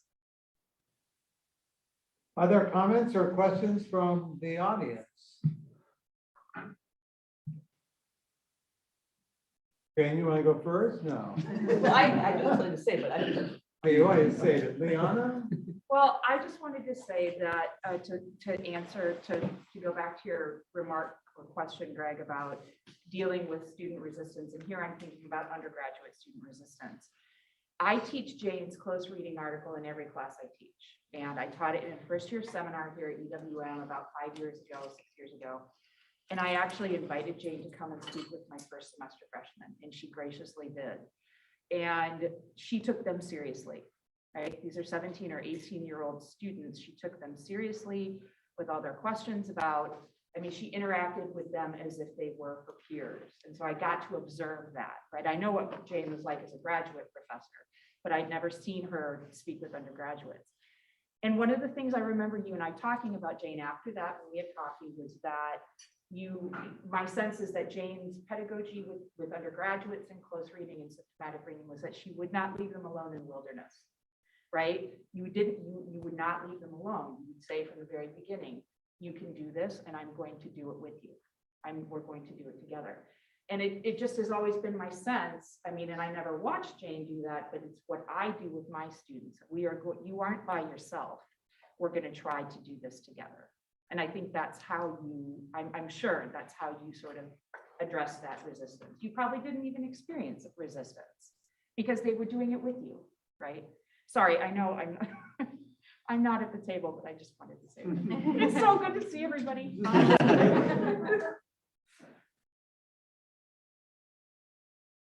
Other comments and questions? If nobody else has their hand up, 5 seconds. Okay. Okay, just because nobody else has their hands up. Just a small thing. Someone does. What? Someone does. All right. Oh, then I'll Yeah, I think one of the things that I appreciate just from this panel that I wasn't really thinking about sort of being the case, but doesn't surprise me, is that I'm somebody who just feels like just recently, but I guess not just recently, but like had Jane as the director of my dissertation, worked with, and all there's like this consistency, right? For the stories that you're sort of telling in the 80s, your experience of that sort of stayed the same up until a few years ago, right? So I just think that's impressive, that sort of integrity and sort of sense of like who you are and what you're doing for students sort of remain the same. Thanks. All right, Professor Gallop. Just a small thing. So Greg, you said, well, what about the resistance to close reading? And then Eric and Ellen gave interesting answers, but they didn't actually take on that specific question. I want to just respond to it, but it takes into account what they said, which is that I'm thinking of the class I'm teaching now. I'm teaching an undergraduate class, the one whose syllabus you all just saw that Greg put on there. It's the last class I'll teach at UWM. And the assignment is to write 4 close reading papers. And there's not a space for resistance to close reading. What there's space for is learning how to do close reading, because I tell them, you have to do close reading. I mean, I use my authority to make them do close reading. And I also say, you're going to find this hard. It's different than, this is about what Leanna said, it's different than the way you are used to reading. Many of them say, gee, I always write good papers and I don't know how to do this, because they've learned how to write another kind of paper. And I say, but I promise you, by the end of the semester, you will all know how to do close reading, because I've taught the same class over and over again, and I know that. And then they do, and then at the end, they say, it's so great because we learned how to do this thing we didn't know how to do. We were scared we didn't know how to do. But there isn't any space for resistance to close reading there because, I mean, except for the students who decide to drop the class after the first week, right? And that, you know, but basically there is no space for that because I'm the teacher and they want to get, you know, credit and a decent grade. And the only way they can do it is by learning how to do this thing I call close reading. So that, yeah, so I never actually encountered resistance to close reading in the classroom. Can I just say, I think that that it works because you have such type specific parameters.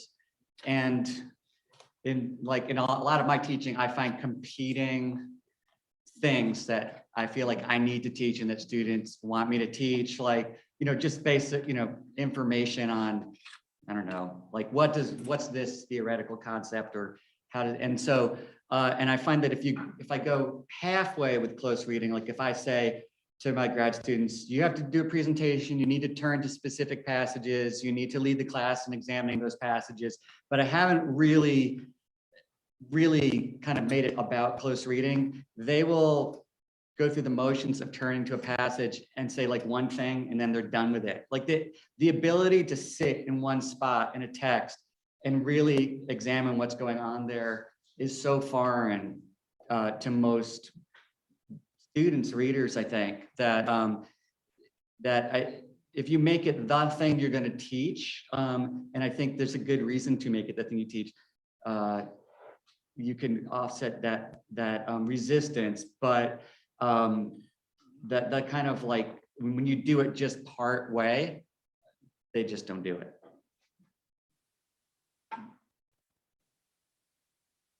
How many of us have ever taught a full course Jane style?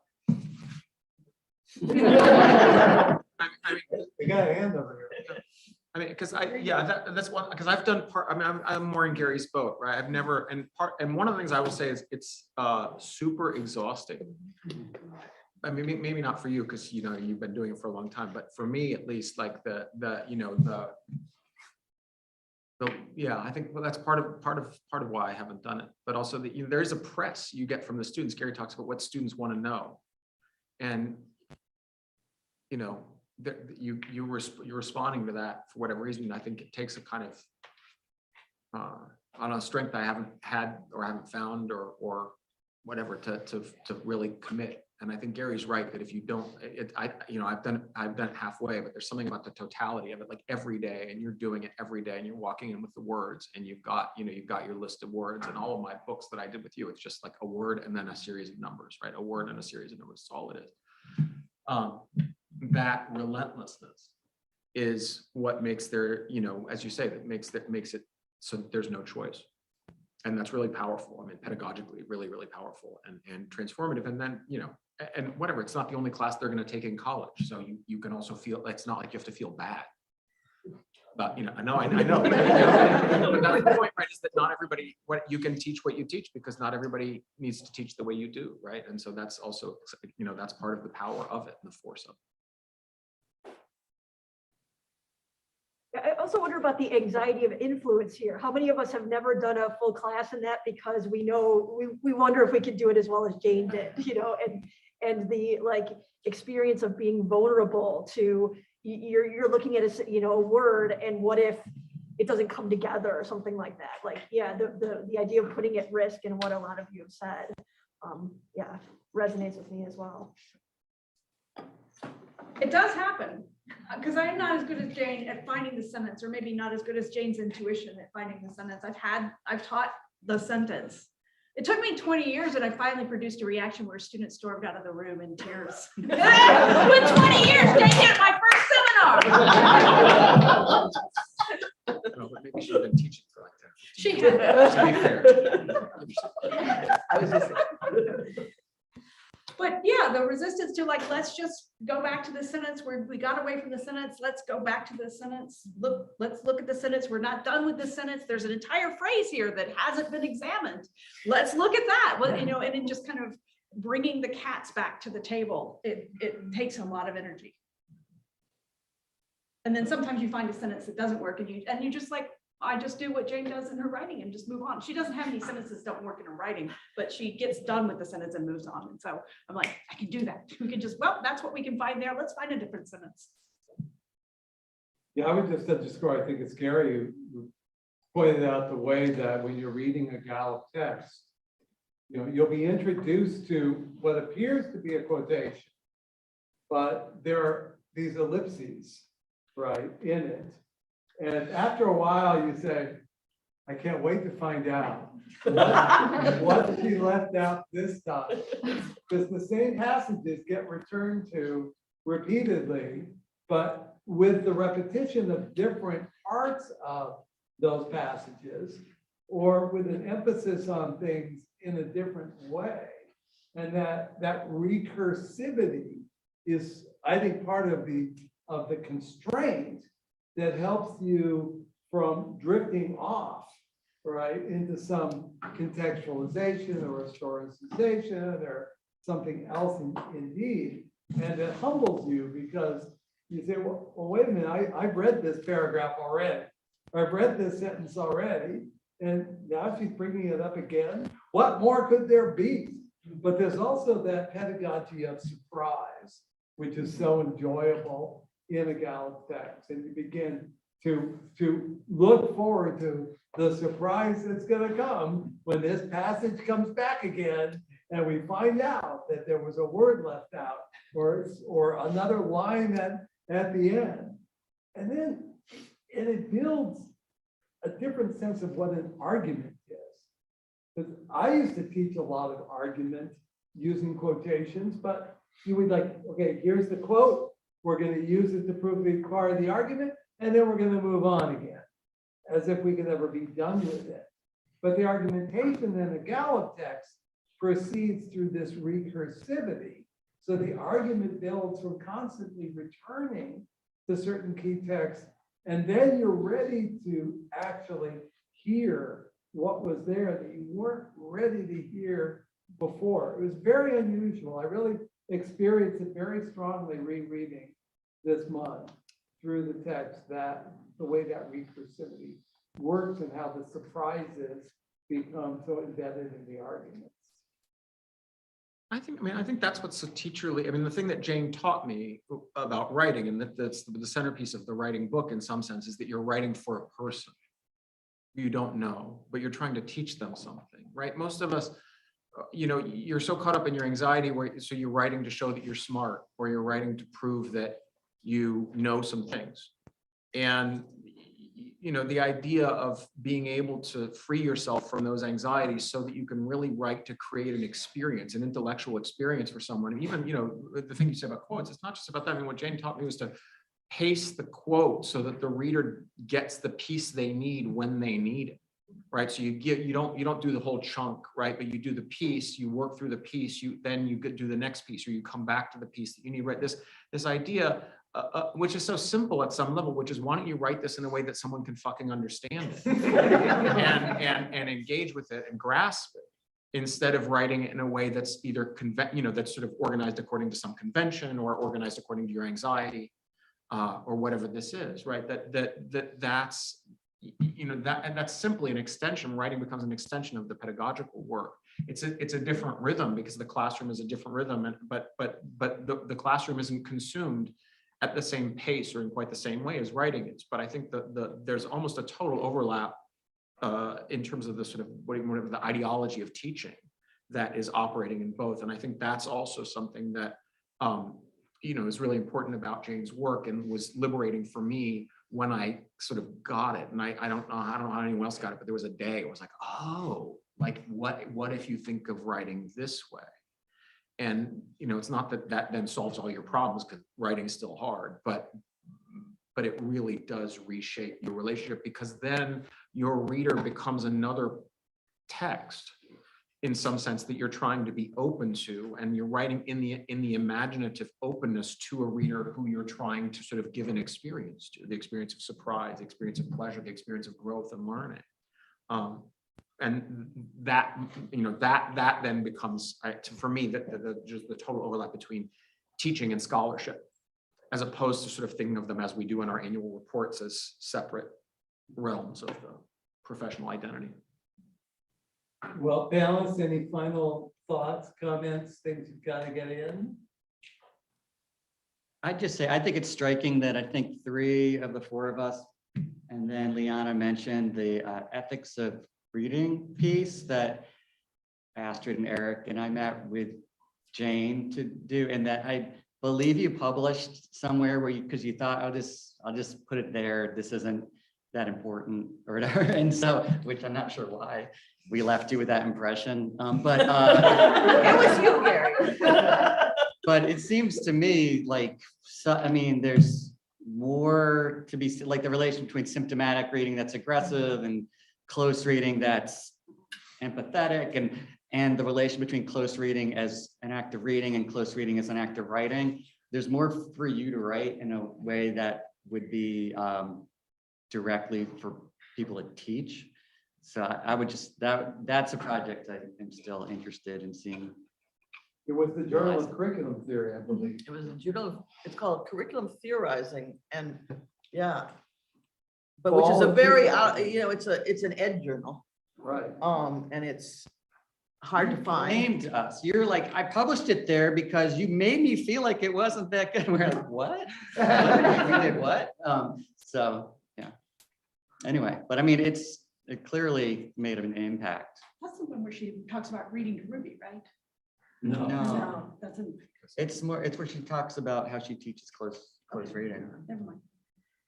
Well, It yeah. teaches students how to read at the college Yeah, level. yeah. No, I Yeah. read it. I'm just trying to remember Yeah, which one it it's was. just, if you want to teach undergraduates, how do you assign that essay? Sorry. Yeah. Did our best. It would be perfect, yes?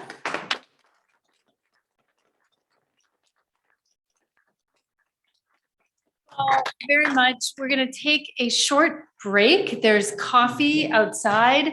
Please don't go away after the break. Come back because we get to fast forward in time for the next 3 panelists and for remarks from fellow distinguished professor Richard Grusin and longtime center director who will facilitate the next panel. And we get to figure out, was there consistency over the years? What happens? How do you teach close reading in a pandemic? Things like that.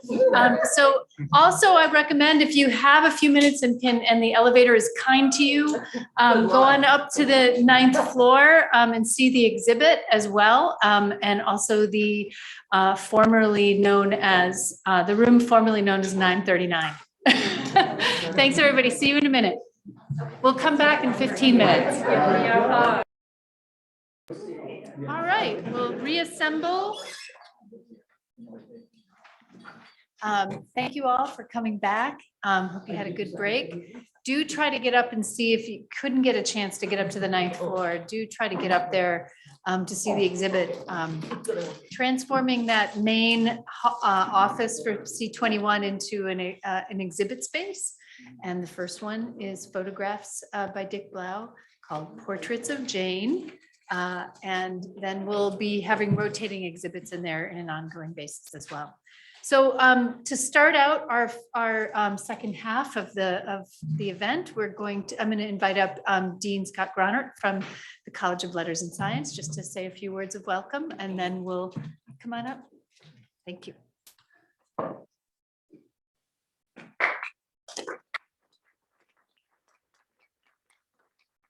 It's all about Jane, not the dean. I'm the boring part of the day. And I am a bit of a party crasher here because I know I wasn't on the schedule, but I certainly wanted to be here. I'm so pleased about this event that C21 is hosting it. I've been here for 4 years. I learned about Jane Gallop very early in my time here. I mean, she came here as an accomplished scholar, and over the last 32 years just added to that as a thought leader, someone who pushed the edge and brought notoriety and brought a lot of good things to the University of Wisconsin at Milwaukee. So pleased that we're honoring her in this way. This afternoon when I came over, when the last session was going on a little bit, so I drifted up to the 9th floor and spent a little time up there. And again, what a wonderful space up there. I looked out, little snowflakes falling while looking out over Lake Michigan, very reflective space. And I think honoring Jane in that way and reflecting on her career is such a great thing. So I'm glad C21 was able to do that. Jane, you've been a real wonderful contributor to UWM over these years, and thanks so much for that. And I hope you have a great day here. And thanks to everyone who's contributing and coming here to celebrate your time at UWM. So again, congratulations.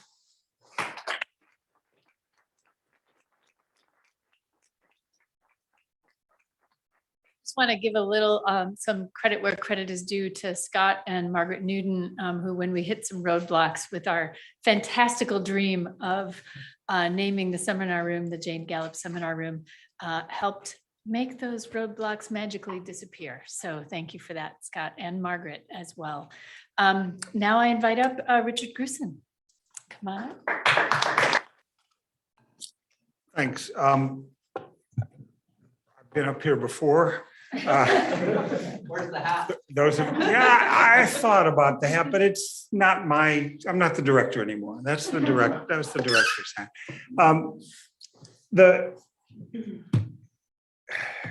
What I have to say pales in comparison with what's already been said.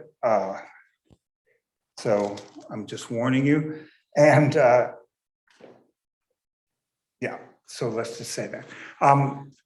Okay, so before I get started, I guess I'll say that one thing I will say is that this event exists really today because of Jane's inability to lie and Jane's insistence on telling the truth, or her sort of incapability of not telling the truth, because Jane and I had been talking a bit about her plans for retiring, and then when she told me finally that she was going to retire, I don't even know that I had a chance to say, what would you like, some kind of an event or something? Jane's like, yeah, I'm going to retire, and I've got a favor to ask of you. I want the center to host an event, and I want to feature my graduate students. I want to feature, in particular, my graduate students who have gone on to have academic careers, because if Jane is nothing else, she's a professional, and her standards are professional standards. Doesn't mean those are the grad students she liked the best, but she felt that for an event like this, and not that she doesn't like it, but she just felt that at an event like this, to honor her role as a graduate mentor and as a teacher, that was a way to sort of sift or to make a kind of cut. So Maureen Ryan and I want to say a shout out to Maureen Ryan, who's the former deputy director of the center, and who Oh, I will also give a little news in case people don't know. Maureen's expecting another child, and South Carolina's been good to her. So you can text her and tell her that, those of you who are friends. So yeah, we planned the event like that with Jane and in this way. So when we did plan it though, and Anne was, because I'm like, share certain affinities with Jane, and truth-telling maybe is one of them. The reason we decided to plan it and invite people was we wanted to make sure that the next center director, who we had no idea it would be Anne, would do this. Because I was stepping down as director, and we thought, okay, if we put this on the calendar, it's got to be done. So we did, we invited people, and Anne's done like an amazing job in pulling this together. And I'm really pleased for that as well. So thanks, Anne, for doing this. And that was all I was gonna say today, except there's one like serendipitous little last thing I'll say. So this morning, or probably was sent late last night, you can put that up now, yeah. This morning, I got a text from an artist friend of mine who is presenting, no input, wait. I'll stop waiting until it goes up. There we go. From an artist friend of mine who is participating in the Expo Chicago this weekend. And she knows Jane and Jane's work, but she found in one of the exhibits, this really interesting excerpt from Jane on close reading with a squished bug on it, that this was being digitized. It's like a glitch image, right? And, again, glitch is not Jane's, media glitch isn't Jane's world, but she was apparently digitizing this, and this bug came on, this interspecies close reading. So if you want to put the And that's the essay, the ethics of close reading that they were talking about. yeah, exactly. That's great. It's the same. I didn't realize it was the same close reading essay. So there's the artist name, and I think I do have this somewhere to read. Hold on. I'll be right there. Oh, how cool. Yeah, so she calls this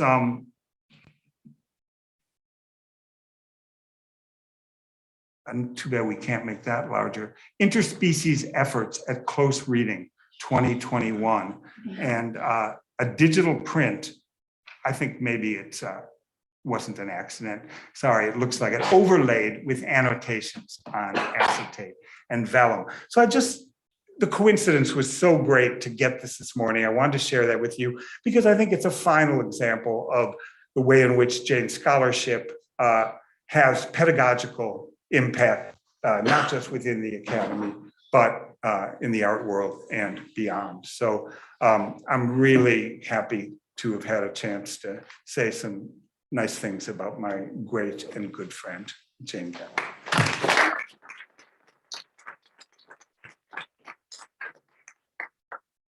And now I can introduce Christie. Yeah, go ahead. Christie Hamilton, also my great and good friend, will come and facilitate this panel and maybe make a few remarks about Jane or something. Maybe not. I'm really not going to talk much. I'm just going to say that one of the pleasures I'm having today is connected both to my friendship with Jane and the kind of friend she is, and my long experience, 30 years, as a colleague of Jane's. And the pleasure comes from when you're in what Richard was talking about, when you're on committees with graduate students for their dissertations, their exams, their master's exams. It's its own, over the years, pedagogical experience. You see, you learn from your colleagues, you see not only what they know, but how they interact with their students. And so I too have learned a lot from Jane. One of the themes that are coming up and what people are talking about, good listening, close listening, not just close reading, but, and they aren't separable maybe, a generosity in her advice, somehow managing to combine those things with kind of an expectation of rigor is, these are things I observed on the committee. This sort of compassionate person comes out, but doesn't trade, sort of challenging questions for compassion. They come together. And so these are just things I've really come to appreciate from you, Jane, over many years. You may not know how much. And I'm hearing it in the panelist talks today. So I want to hear some more. That's where I am. We've decided that I'm going to introduce people before they give their talks. So I'll start with Christie Launius.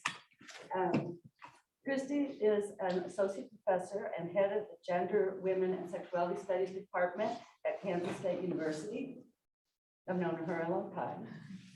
And she has written extensively on narratives of upward class mobility, achieved via education, is the co-editor of the Routledge International Handbook of Working Class Studies, and serves as the book review editor for the Journal of Working Class Studies. She is also the co-author of the Introductory Women's and Gender Studies textbook in its third edition, entitled Threshold Concepts in women's and gender studies, ways of seeing, thinking, and knowing. And there's another guide, a guide to teaching introductory women's and gender studies. I know you're writing this down. Socially engaged classrooms. So, and I'm going to read the last line. She said, "You're a huge proponent of collaborative writing projects and have a passion for mentoring newcomers in academia. And I know you have a huge passion. You're going to do it, and it's going to work." So, Christie Launius. Thank you, Christie. I want to start out by expressing how delighted I am to have been asked to be a part of this celebration of Jane's career on the occasion of her retirement from UWM. It's such a pleasure to be back in this space and to have this opportunity to contribute my 2 cents to these tributes to Jane. And after the first panel, I was not quite prepared for that amount and kind of feeling that I have. I feel just sort of full up in a good way. I don't quite know how to put it into words, but I'm just feeling it. More specifically, I'm really grateful for and excited about this assignment, so to speak, to talk for a few minutes about the influence of Jane's pedagogy on my work and career. I'm a little embarrassed to admit that I had not previously done much conscious reflecting on my years here and my work with Jane, but pretty much as soon as I received the invitation and turned my attention to the task, I realized I can see her influence on me all over the place. Jane's influence on me and my work can most clearly be traced back to our advisor-advisee relationship. Unlike many of Jane's advisees, I only ever took one seminar with you. I'm not sure how that happened. So when I think about her influence on me, it's not primarily coming from her classroom pedagogy, but rather as a result of our one-on-one relationship that developed over the course of 7 years, from 1996, when I started the PhD program, until my graduation in 2003. So as I began the process of reflecting on those years, the first moment that popped into my mind was my end of first year review. This would have been 97 with Jane and Kathy Woodward. My memories of the particulars are fuzzy. I submitted a couple of seminar papers I'd written that year, probably including one I had written for you, Jane. They gave me feedback. We talked about where I was headed, who I might work with in my second year and beyond. But what I remember 25 years later is that Jane and Kathy collaboratively and spontaneously generated what I experienced as a reading of my very being. What they said about me and my work rang immediately and deeply true, on target, accurate to me, even as prior to that very moment, I had been completely opaque to myself, or perhaps had not really given thought to or reflected in any deep way on my orientation toward the text I was engaging in my written work. I mean, I knew where my theoretical allegiances lay. It was the 1990s after all. I had labels for my approach to critical analysis, but I had little conscious awareness of my underlying psychic and political investments. And that day, Jane and Kathy revealed to me where and how they were present in my work in ways that it's fair to say blew my mind. And I was thinking back to what Eric said earlier. You know, some students, I think, might have then walked away from that, like you said, whew, that was intense, and I'm going to move on. But I was like, I want more of that. That was a lot, and let's do this. So I think that particular encounter gave me a glimpse into what working with Jane would be like. And in retrospect, I can see how Jane's method of reading me and my work was a big part of our ongoing advisor-advisee relationship. I can now also see how Jane's way of being in intellectual relationship with me has informed my own work with students over the years, both undergraduate and graduate. It's a way of working with students that's deeply intellectual and deeply intimate. It's also an orientation to the advisor-advisee relationship that, at least in my case, privileged the establishment and development of intellectual connection and relationship over specific shared research interests and scholarly training, which is what Richard was just talking about. Having had that experience with Jane, I have eagerly then joined and had wonderful experiences on the committees of students far afield of my training, I think I found that then inspiring, like, yeah, I can do that. So I've been on committees of MFA students in painting and PhD students. We teach a land grant institution, so we have like a big college of ag and engineering. So I'm on a PhD committee for a student who's in an interdisciplinary program called Leadership Communication, which that crosses arts and sciences, leadership studies, and the College of Agriculture. I'm also on a PhD committee for a student in the College of Ed, a program called Leadership and Academic Advising, just to name a few. The through line in all those instances is a shared interest in feminist scholarship, broadly construed, and a mutual desire to make intellectual connections and explore ideas together wherever they take us. But Jane's influence on my work and career goes well beyond my work with students and extends into the heart of my scholarship. Working on comps and then my dissertation, Jane's pedagogical style was to engage me deeply through discussion of ideas and texts. Our pattern, and other folks have already kind of described this, so it's another fun connection to see that through line. Our pattern was that I would give Jane a copy of whatever draft I had in progress. She would read and annotate it prior to meeting in person to discuss it, frequently at the Starbucks that was inside the Schwartz's bookstore that I think is no longer there, sadly. I have such clear memories of marked up drafts that Jane would return to me. Her comments and edits written in brightly colored fine point markers, not just purple. I think Ellen said it was purple, but I feel like I got a range, the full rainbow on practically every line.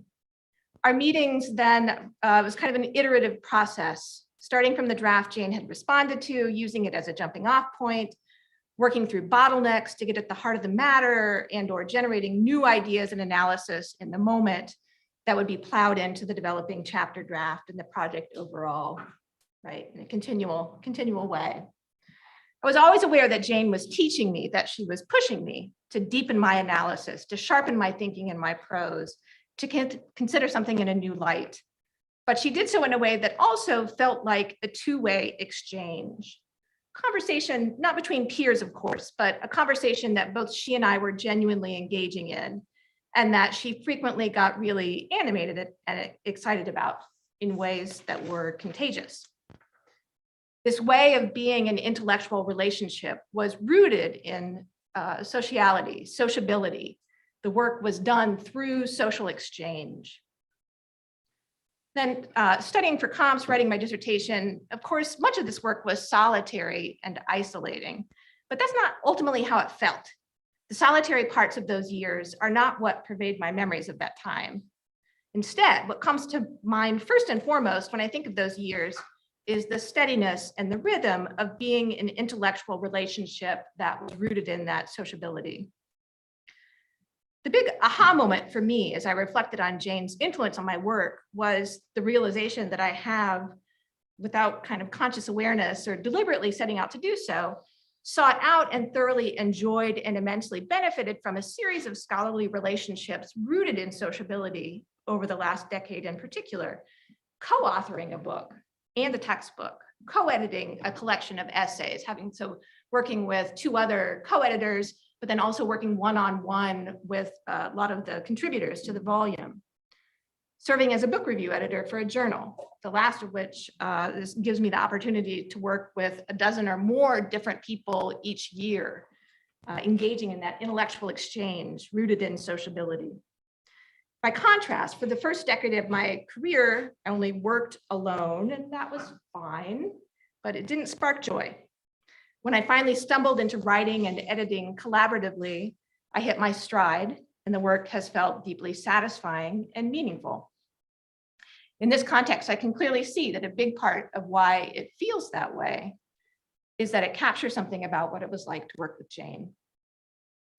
I'm deeply grateful to Jane for seeing me, reading me, and giving me a chance to develop intellectually in relationship with her. Jane introduced me to a way of engaging in intellectual labor that continues to bear fruit almost 20 years later and brings me deep happiness. Thank you, Jane.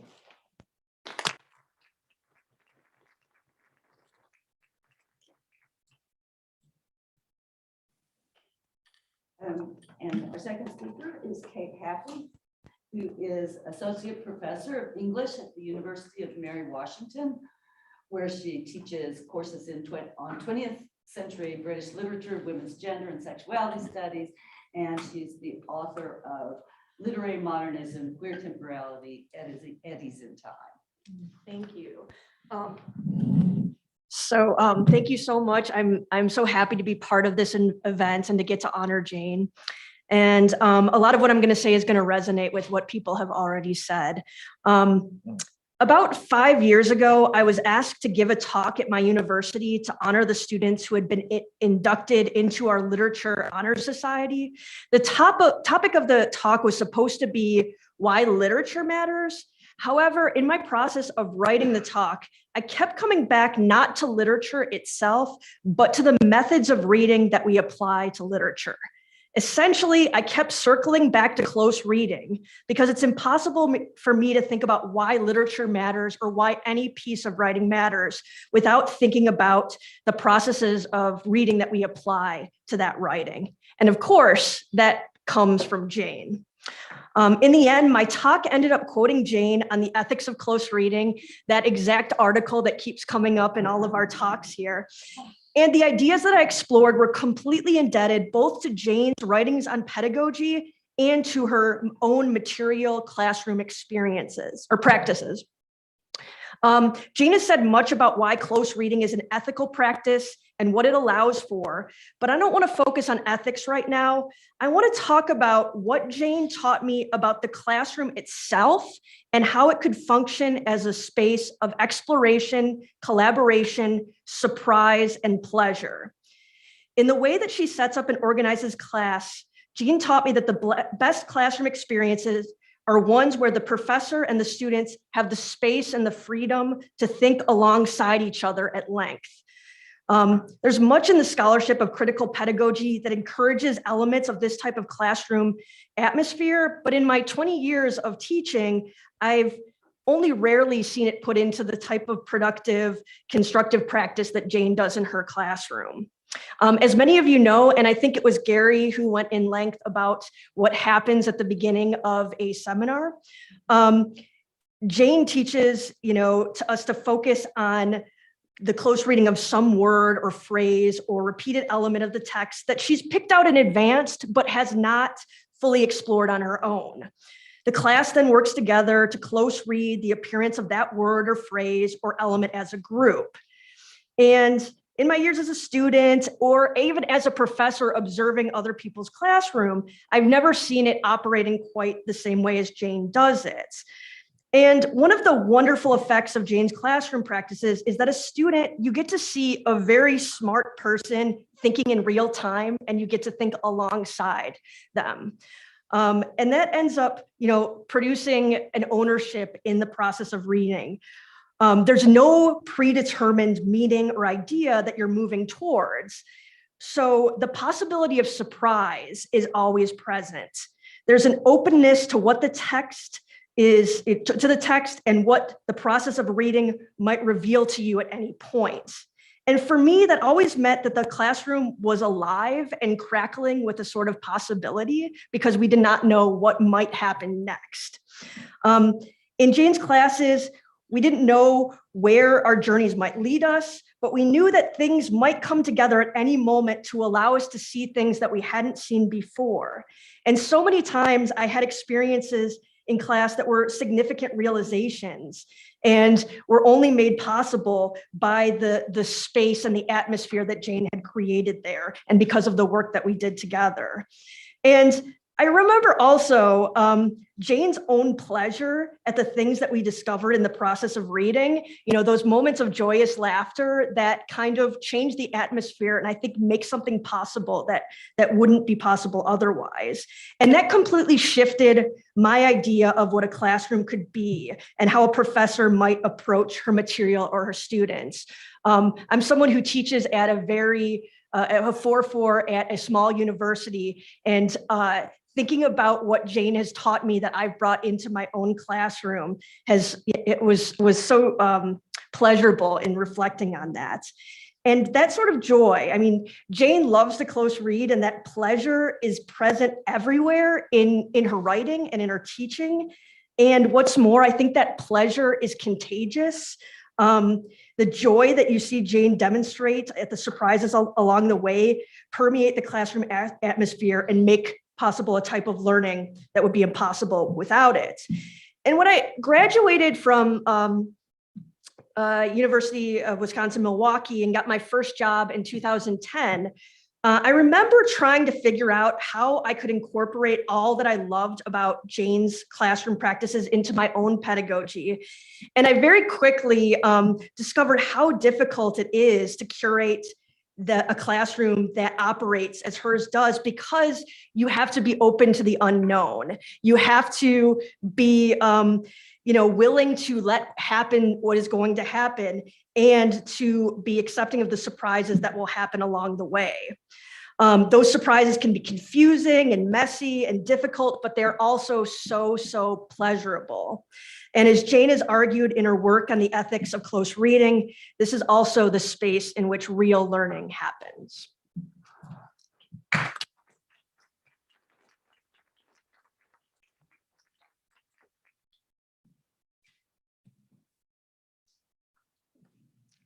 Okay, so our next speaker is Shawna Lipton. She is academic director of the Hallie Ford School of Graduate Studies and chair of the MA in the Critical Studies program at Pacific Northwest College of Art in Portland, Oregon. Her research and teaching interests include gender and sexuality studies and critical pedagogy. And I have more details on her, but she said to stop there. Okay, welcome to the flop half of the panel. Thank you, Richard. It's the queer art of almost failing your dissertation defense.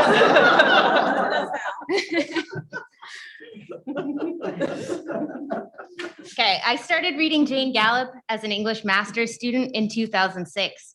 First anecdotal theory, then living with this camera. I liked her style of personal writing and theorizing, a style now usually called auto theory, writing that combines intellectual work with self-reflection, theory with memoir. In 2008, I attended the MLA conference and saw Jane give a talk called Bersani's Freudian Body. Her bravura performance scouring footnotes to find the promised body in the book's title solidified my fangirl status. In 2009, I moved to Milwaukee to work with her for my PhD, a willing acolyte for a so-called bad girl of critical theory. The first day of her queer theory seminar, she proclaimed, "My sexual orientation is close reading." I think she meant that narrow categories and sexual identifications were never a fit for her, but that she overarchingly and avowedly identifies as a close reader, and that reading feels good. Maybe it's sexy. Close reading is a way to take pleasure in a text. In class, it is a lively activity. It can be thrilling to trace strands of text together with a group of students. Close reading is at the heart of Jane's pedagogy. It offers unending excitement, a jolt of discovery, in addition to methodological rigor. As she has argued, close reading makes active learning possible. It combats sweeping statements, prevents false attributions, fights against cliches, and helps students produce new knowledge rather than repeating what has already been said. This broadly applicable skill is more important now than ever, as we're inundated with unreliable information from questionable sources. And as educators, we have the opportunity to help create more critical consumers of culture. So I definitely drank Jane's close reading Kool-Aid and feel it is the best thing that came out of my years studying English, even as my career has strayed away from teaching literature or writing literary criticism.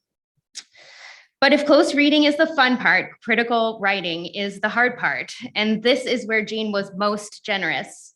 Not every distinguished professor will take the time and care to regularly teach a dedicated writing class. For me and countless others, her graduate writing course was utterly transformative. The class is designed to help you gain a critical distance, to become a more Janeian reader of your own work. With a zero tolerance policy for jargon, she pushes you to actually say something. I'm sure everyone here can recite from memory a compendium of comments that they have received from Jane on a paper. As a reader, she is actively engaged, and through her comments, you know when she is interested, excited, confused, bored, frustrated, annoyed. Her marginalia narrates her experience of reading, but the fact that her feedback is candid and reactive never compromises her diagnostic precision. This paper suffers from a hole at its center. The therapist Jane jumps out. Although I will never be a fraction of the writer Jane is, her approach to writing and revising is what I impart to my own students. That clear and coherent writing does not have to compromise style or smarts. Jane's pedagogy insists that we become better readers of our own work to see what the words on the page as they actually are and not what we intended to write. When I was her research assistant, we worked on precocious jouissance and high heels and wheelchairs in a coffee shop. She revisited familiar works of psychoanalytic, feminist, and queer theory and dipped into new discourses of disability and aging studies. We always had dynamic exchanges of thoughts and ideas, but then some alchemy took place when she structured the highlighted pages of research and notes into articles and a manuscript that only she could write. Jane has a fidelity to her own voice and a trust of her own interpretation that requires no pretense or posturing. She may be known for boldness and intensity, but I will always respect her candor and vulnerability. One of my favorite things about watching Jane in action over several years of conferences, panels, and talks is that she never once pretended she had read something she hadn't. She never gave an evasive answer to a question, and she was never afraid to simply say, I don't know. This too was pedagogy. I feel lucky to be part of the coterie assembled today, a group of people shaped and influenced by Jane's pedagogy and mentorship, who carry on this work with students in their own ways, even though Jane herself will always be one of a kind. Thanks for the invitation.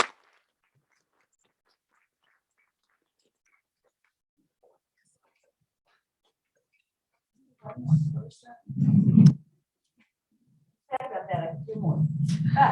We're lucky to have Allison Sperling here, and she is currently the IPODI International Postdoctoral Fellow in Gender Studies at the Berlin Institute of Technology, because I don't pronounce German. I don't either. It's fine. You do. But anyway, an affiliate research fellow at the ICI Institute for Cultural Inquiry, Berlin, and a theory tutor in the Ecology Futures program at St. Joost Academy of Art in the Netherlands. She writes about science and weird fictions, queer and feminist theory, contemporary art, and the Anthropocene. Allie? Great. Thanks, Christie. Thank you. Yeah, thanks again. I'll just echo thanks to the center for hosting this. And of course, thank you, Jane, for involving me. It feels really special to be here. In a recent correspondence that today's speakers received from C21 Director Ann Basting, Ann provided a number of welcome suggestions regarding the tone that today's symposium might strike. She noted of our brief upcoming talks that, quote, the occasional funny story doesn't hurt, but this is more than a celebration. It's a real inquiry. Nothing could honor Jane more than that. Of course, Ann was right to guide us toward a real inquiry of Jane's work and her pedagogical legacy. And I was relieved that today was meant to invite a critical engagement. Yet sitting down to write, I couldn't help but fall into the telling of stories. Sure, some funny, though I may not have found them also funny back then, but memories enlivened by my rereading of some of Jane's books and essays this past month. It's no surprise that I turned to anecdotal theory to help me think. All of the essays contained there were written for particular academic events. They are all occasional pieces, just as this one is. As Jane teaches us in that book, the anecdote can help us to understand a moment. And the stories that Jane's students could tell about their time with her are the stories that have demanded for themselves a moment, an occasion like today, a celebration. In anecdotal theory, Jane writes that dedications and occasional pieces are rhetorical sites where discourse is nodded to the extra discursive, to the here and now, to real life. Like anecdotes, occasional pieces are a literary form or genre rooted in and pointing toward the real. I'm struck by this dynamic in Anne's email and in Jane's work between the anecdote and the real, the play between the celebratory marked by occasional stories and the real inquiry that Jane's work naturally demands. Of course, as a good student of Jane's, I want to have both. In my first year as a PhD student, I enrolled in Jane's graduate writing seminar against Jane's advisement, something I rarely do. The class was notorious for its rigor. When it was your week to be workshopped, the writer stays silent and listens, a concept central to Jane's essay, The Ethics of Reading Close Encounters. She writes there that ultimately close reading is not just a way of reading, but a way of listening. I think this is part of what makes the experience so difficult for some students, not being able to come to the defense of your text, relinquishing in a way the authority of authorship, a concept that Jane has explored elsewhere. But it's also difficult for people who don't know how to listen, in part because they actually can't hear themselves. The silencing of the author in the seminar both denies one the temptation to defend oneself, while also releasing them from the need to do so. Listening is a skill that takes practice and which is informed in Jane's classroom primarily by feminism. I learned how to listen from Jane. As a graduate student, I lived and died for Jane's marginalia in my seminar papers and dissertation chapter drafts, some of which she had me rewrite 5 times before signing off on them. And fair enough, I'm a bit of a sloppy, hasty writer, nothing like Jane. It's funny now to think of her comments on the papers, one of my favorites, read 3 times with no comprehension, or simply the repeated word annoying, underlined, or exclamatory. Even if I didn't find it funny then, I savored the feeling that a real person, and I think maybe Eric was talking about this in their panel, a real person who I was actually capable of annoying, already itself kind of something special, was reading something 3 times to try and understand it. And maybe this kind of feedback is not for everyone, and maybe it can be supported, especially in the current climate, by certain adaptations. I teach undergraduates in American Studies at TU Dresden in Germany, and I also currently teach a group of 19 MFA students at this art academy in the Netherlands, where I'm their theory tutor and thesis advisor. In tutorials, I offer close reading sessions, individual close reading sessions on a shared screen, because I'm teaching remotely, to show them how I'm reading. I speak my thought process and questions aloud so they can hear and see what the writing is doing in the moment. We talk about each sentence. I ask them questions. Is this what you mean? Is this what you mean? Why is this quote important to you? On their drafts, I comment very much like Jane does. I've adapted her way of commenting by adding discussion sessions about my comments. I invite students to talk about what they expect from feedback, what they feel when they receive it, and what they can do with it. Last week, we welcomed an artist duo as guests in our seminar to speak to the class about their practice. Afterwards, in our reflection session, one student said, "I can see now how strict Allie has been." And I was a bit shocked because I'm really not a strict teacher at all. "So what do you mean?" I asked her. "Strict isn't the right word," she said, "but I mean as a reader, focused and sharp. I had so many questions I wanted to ask them that were influenced by the way you ask us questions in our writing." I hope that by strict, she was pointing to a kind of critical engagement, direct and honest, though as a woman, sometimes these qualities get bound up in perceptions of strictness or bitchiness instead of their intended attentiveness and generosity. I hope that students can recognize or learn to recognize rigor while also knowing that I soften for them in any way I can, particularly in the current climate in Europe and in the world, wherein it's become increasingly important to take into account in your teaching the ways in which many students are struggling. Like Jane, I want to support students through critical and honest engagement. I want to know not only when writing piques a writer's interest or makes them happy, an event I remember joyously marked by Jane in my papers with this seemingly breathless yes, yes, yes on consecutive pages when I had finally gotten it just right, but also when a reader feels those perhaps uglier feelings like annoyance. In my experience, it makes reading those yes comments a kind of ecstasy. One of my favorite stories Jane tells in Anecdotal Theory is about a lesbian student-teacher couple that defies HR policy by maintaining both their intimate romantic relationship as well as their pedagogical one. Refusing to give up the romantic attachment in order to keep their student-teacher roles and vice versa, the couple, in Jane's words, resisted contemporary policies by prizing pedagogical relations. What's more is that in their refusal to make the choice, they also raise the challenge that such a choice in their case would not be possible anyway. Jane's work has shown us the many ways in which pedagogical relations can exceed attempts to contain them, as well as the difficulties and dangers of demanding certain illusions of separation between the personal and the institutional, separations, of course, that are primarily meant to protect students, though they far too often fail.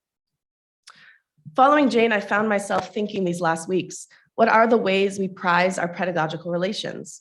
What do we put our students before? What are the sacrifices? What are we not willing to sacrifice in the name of teaching? I've learned a lot of real techniques from Jane that I utilize in the classroom, but this question has stayed with me since first reading Anecdotal Theory more than a decade ago. I want students to know that I'll fight for them, protect them, look after them, challenge them, inspire them, and be inspired by them. When Jane says, quote, "I prefer teaching someone who is not just a student to me. I prefer a wider, more diverse, more human relation," she understands that pedagogy is thrilling in part because there is always the possibility of seeing more than a student with all the complexities that this more might entail. In Feminist Accused, and this is in 1997, she writes of her ideal classroom then. "Sometimes it works. Sometimes a class suddenly comes together, and I feel the electricity, the buzz of live knowledge, the excitement of women thinking freely together. I always try to get us to that place where learning begins to dance. When we get there, my students love me, and I'm crazy for them." I could read this last line a million times and over and never sicken of it. I want to be loved as a teacher and be crazy for my students too. This is more, this is extra. This is what Jane teaches is possible in and seductive about the classroom. Sorry, emotional, thanks.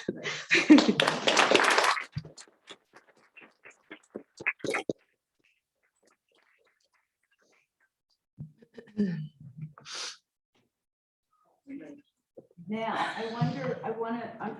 I get to ask you to talk with each other for a while first, and then we can see it. I'd love to have the audience talk with panelists. I feel like you really want to. So I'm wondering if any of you want to take up that broad question in terms of what you've all been talking about, I think, each in your own way. The question of the role of feminism or something like feminism that is has played a part in your own work as a result of having worked with Jane. Some things you've already been saying. Ellie, did you? Oh, I'm just recovering still from my recent talk, but I will have something to say in just like a sec. I'll jump in, just Great. dovetailing off what you were saying at the end about wanting to be loved in the classroom and feeling magic in the space of the classroom with students. And I also want to say something that Jane said to me when she said, "Don't ever try to be friends with your students." I tried early on in my career and this was a failure. And so again, to be loved as a teacher, like to have those feelings of connection that are intellectual and they're unbounded and they cross over into pleasure and eroticism and excitement and all of these things. But that I still felt like I was always having a mentor relationship with her, and I didn't feel it was maternal and I didn't feel it was romantic. It felt very rarefied in that sense of a pedagogical relationship.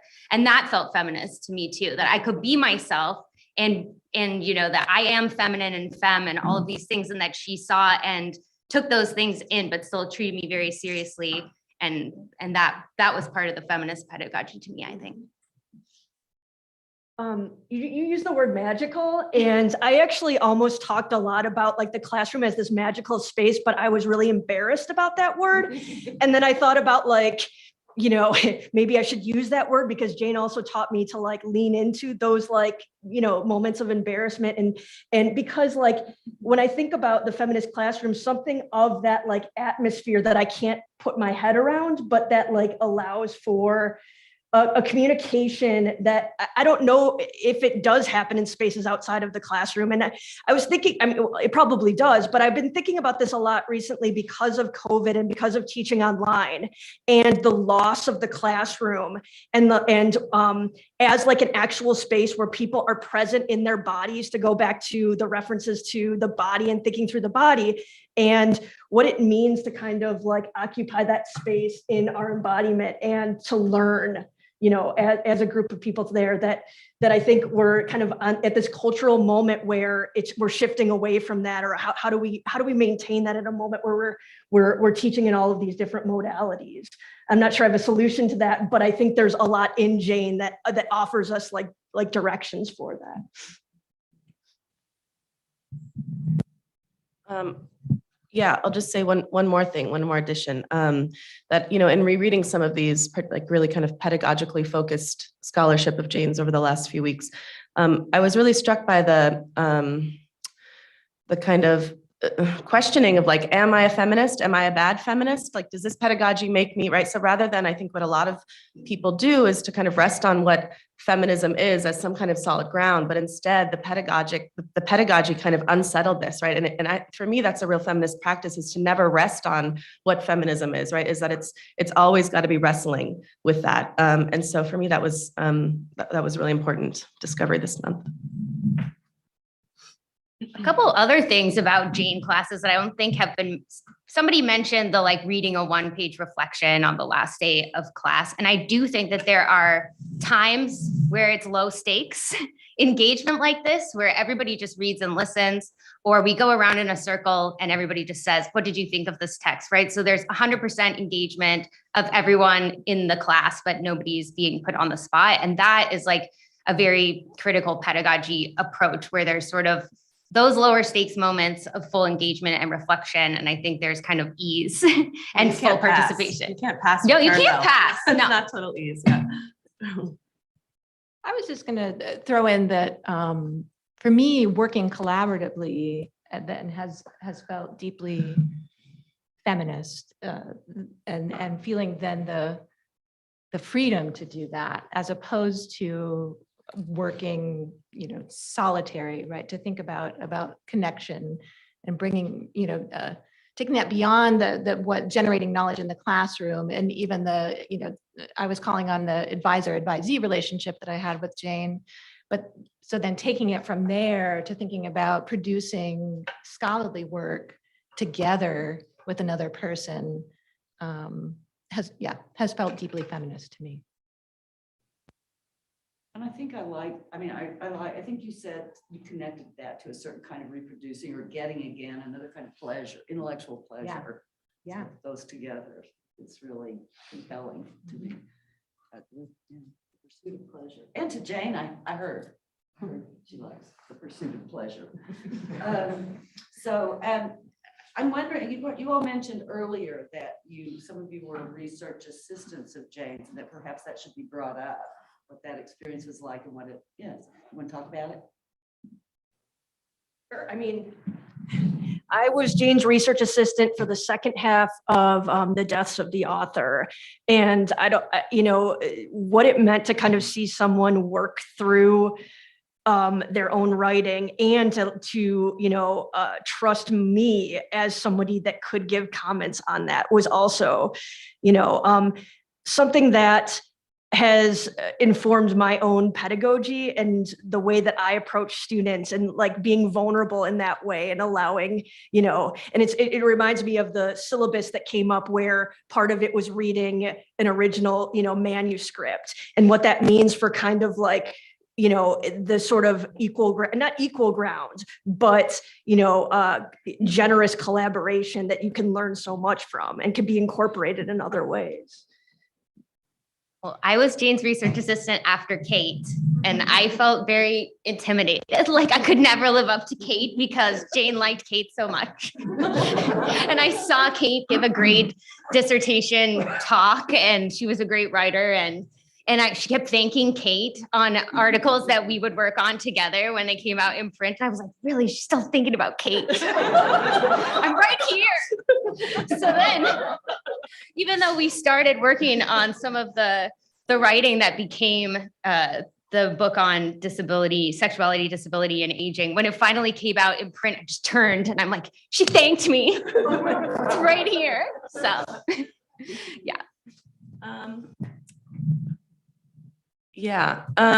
I loved being Jane's research assistant. I also worked on the sex, disability, and aging book with Jane. And of course, it's a huge honor to have anyone trust you to read their writing, and especially when it's someone who is, you're taking classes with them and they're also reading yours. And I think it certainly, I don't know if it probably didn't for Jane, but for me, it certainly changed our relationship a bit, right? Because it's impossible not to feel when you're sitting in the seminars like just a little bit special, right? You're like, I'm the research assistant, or, even if all it means is like, Allie, go make copies immediately or something like this. Like, I'm like, okay, right. So there's this, so there was definitely something special about that. But yeah, I mean, I was so nervous the first time, there's this feeling like, okay, Jane is like testing me now, or this is the test, like I need to pass the test or something, for better or worse. But yeah, I remember the first time I had to read a chapter draft for this book, and it was the first time I was going to give comments. And yeah, I really was like, how do I do this? Should I do it the same way Jane does it to me? Should I do it my own way? Like, can I say anything I want? And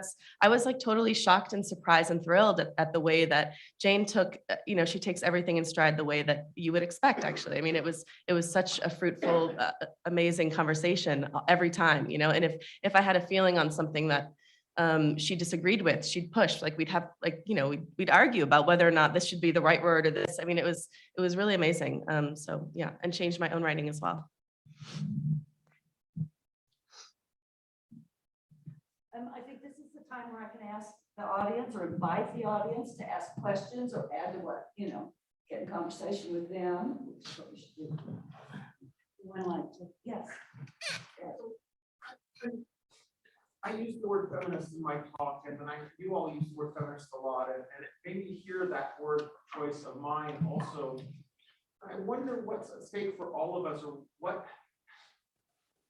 why it's important to us, or why we keep describing this pedagogy as feminist and not say queer, right? And because feminist now feels kind of almost anachronistic in some way. I mean, as there's something for me old school about it that feels kind of powerful, and I think it's something I'm trying to get at. And I don't know if that's just me or if that's any of you. And so since each of you use the word, and I don't think, again, if I counted up the feminists versus the non, I don't know if anyone used the word queer today. What's that difference, and why is that a difference? For people who all of them are engaged in classical queer theory with Jane, all of them are engaged in queer theory in their professional lives. What's happening with that difference? Is it significant, or does my question trigger something in you that maybe is in response to it? Something that I think is that Jane has had a really long career, and she has really gone through evolutions and taken up new things, but she hasn't discarded the old things. And Jane was a feminist in the 1970s, at the start of the women's liberation movement. And she was part of the gay liberation movement. And she, I think, identified strongly as a feminist and a post-structuralist and a queer theorist later, and has taken up, will narrate a turn toward identifying more with queer and queer theory. But I don't think that means a shedding of the old. And that's something that I'm really interested in and respect. And I think creates this legacy of her thinking and this lineage of thinking that happens in writing that also says yeah, times can change and you could change your mind and certain things are fixed, but we can just kind of reckon with them. And yeah, I like that, not throwing out of the old, or not thinking it's outlived its usefulness, even if other terms have come in that maybe fit more with the moment.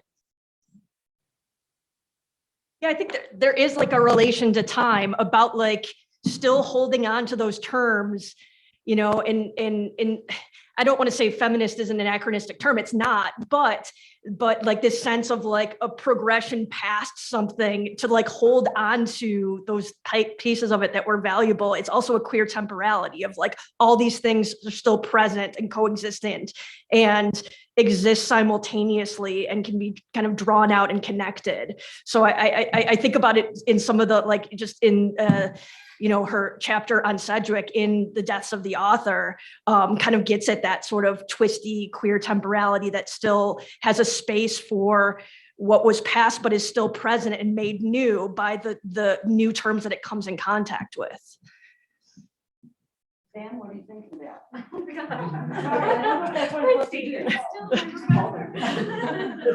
No, thank you. Well, first of all, I just want to, I'm Suzanne Leonard. I took classes with Jane. Jane was reading on her dissertation. And it is just such a joy to be here today. It's so pleasurable. But to try to say something smart, I was thinking about the sort of queer temporality of this experience of being here back at UWM with people that I've sat in classes with, Kelly and Ted, for one, and realizing how we've all had these similar moments, right? Where we laugh in class over these weird tics of the author's use of the semicolon, right? We've all seen these withering comments, you know, from Jane that have, you know, been crushing in moments.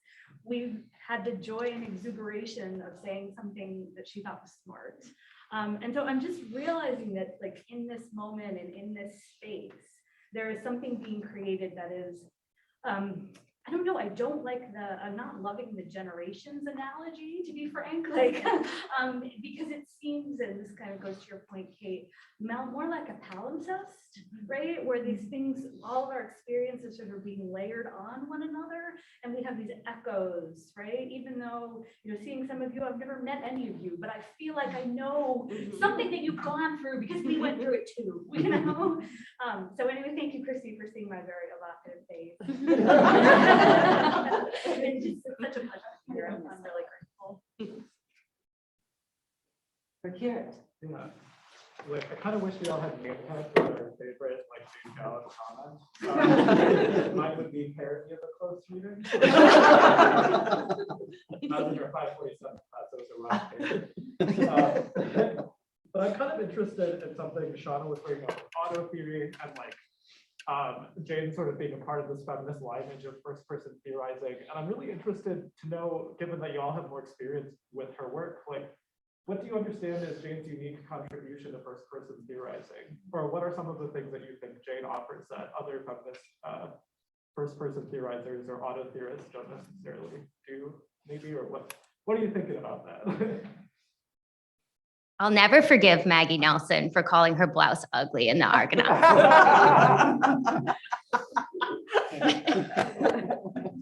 Even though she stands with her, I still don't forgive her. Are you a Nelson girl? Pardon? Are you a Nelson girl? No. I'm a Gallop girl. Like the fangirl again. You wanted to say something back to me? Yes. Oh, sorry, did everybody get a chance to respond to the auto theory question? I'm sorry, I jumped in. Everyone can respond. Yeah, anyone. Yeah, can- not anyone just else us. Can feel free to respond. Well, I mean, maybe this ties on to several of the last comments, especially about generationality and the sort of logic of generationality with which we started this, because I'm thinking a bit about the way in which the sort of relations that close reading that Jane Gallop has maintained in her classroom and that close reading as a practice maintains, and thinking about what will happen to it, you know, given the sort of threadbare nature of the university right now, you know, and so the folks who are here, Richard had told us, are folks who are in some kind of academic position, but I know that I took 5 years to find my first tenure track job. That's not an uncommon story. And many of my students are going to be in other kinds of relations in the world that are not housed in the university settings that we are enjoying here, and that do have a kind of magic. The classroom, the auditorium, the conference hall, right? I love those spaces. But the period of COVID has particularly reminded me of how fragile they are, right? How much work they take to maintain volunteer work for the most part, and goodwill on the part of the way the society is organized to continue this. So I'm very conscious of the fact that these logics of generation may not hold. Right? That these decades that we're talking about may have actually been something of the height of this, right? But then what else does it do? Right? Where else do we find it? Where else do we take it? So I was struck by the comment about sort of reading as psychoanalysis, or even just like sort of finding the moment at which the drafts that we give to the people who we trust to read us are revealing of something about us. So I'm just curious about how you were thinking about this practice as you were thinking about your jobs, right? Thinking about your sort of post-PhD moments, or what else would happen in the world with these kinds of practices. Oops.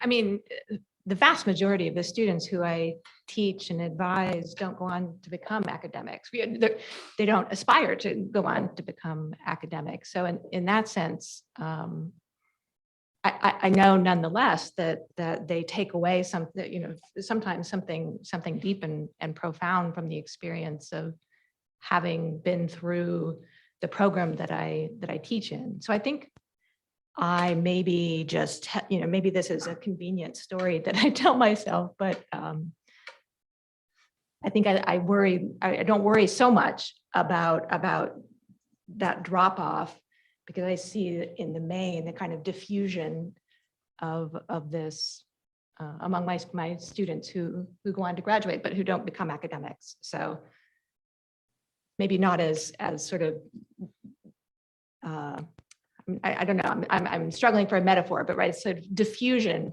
And I resist thinking of it as like being then watered down, but like a diffusion of these practices and of this kind of orientation out in the world.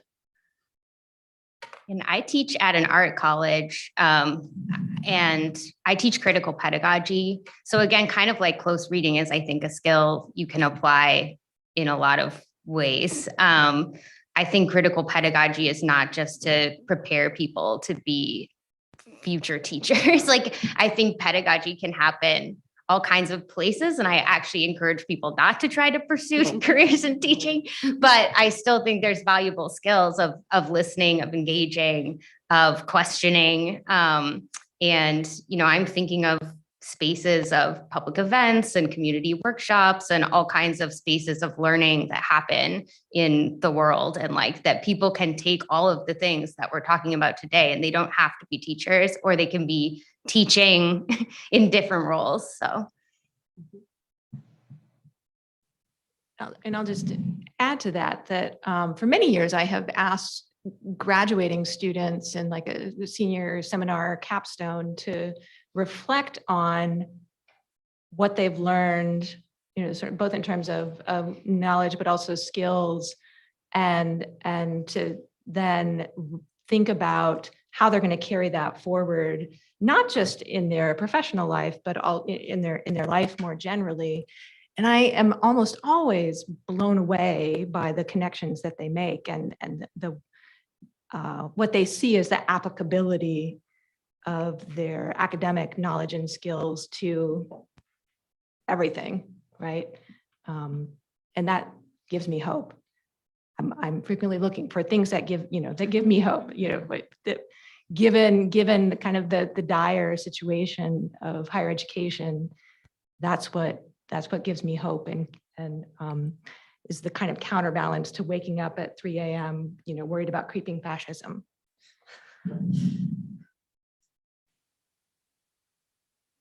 I'm going to answer the auto-read question. Okay. So I'm going to try. Circle back.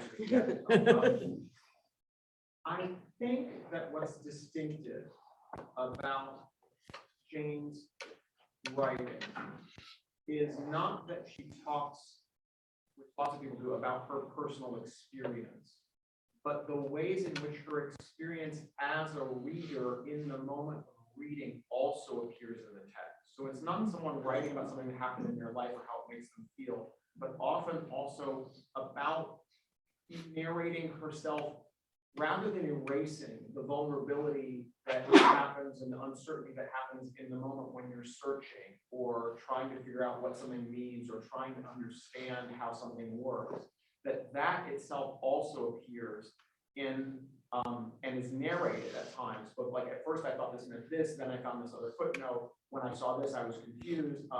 There's a line in translation and deconstruction that's just like, I want to point this out, but I'm tired of talking about it. So I hope you understand what I mean. These kind of moments where Jane appears as a person in the work, the actual intellectual work that's being laid out for you, and in which that, instead of being a weakness, actually serves as a kind of source of tremendous strength. That I don't think a lot of other people do that in the same way that she does it. I certainly don't think anyone was doing it when she started doing it. And I really do think that that's a distinctive formation in her work. I agree. I think that those marks are left in a way that a lot of people would erase those out, and they're there to be read, and they're there to also teach how to read in those marks. And they elevate the reading. Yeah. They make the reading better and more profound and deeper, rather than make you think, oh, this person had a moment of doubt about whether they were saying what they were saying was true. What a moron. Only people who are absolutely sure that they know what's right should have the right to speak. You know? Of course, we're all performing. Right. Well, that goes back to, I think, something that Shawna said about like, Jane, you'd, if you don't know something and you say that, and there was something about that in a teacher that like, when I first started teaching, it was like, oh, I have to pretend that I know everything. And when I allowed myself to say what I knew and say what I didn't know, it allowed for a relationship with students that was more real, more authentic, and more capable of learning on both ends. Yeah. And I think about bell hooks as a writer. That's kind of like, I think about bell hooks and Jane Gallop and anecdotal theory and theory as a liberatory practice more than I think about like auto theory and just Maggie Nelson and Chris Kraus, I guess. Time to see if Jane has anything to say as well. Oh, dear.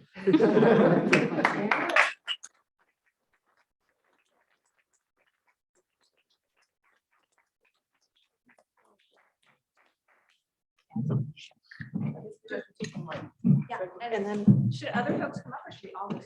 You can all go sit down, I guess, so that you don't have to feel, yeah.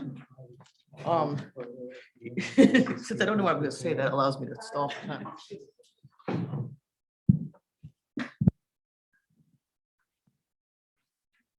Thank you, Anne.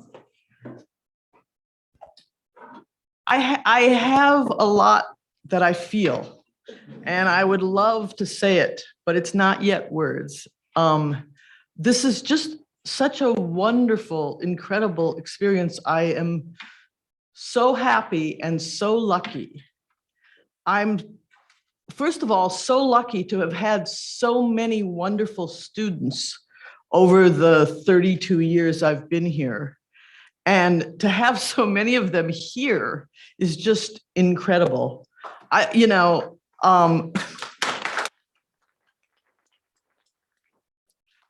And I wish I thought of things as we were sitting here because I acted surprised, but I actually asked if I should talk, and I asked Anne, and she said, yeah, maybe at the end.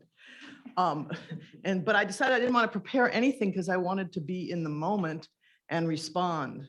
But then I didn't account for the fact that being in the moment is not actually a good place to think, even though I believe it's the best place to think what really matters.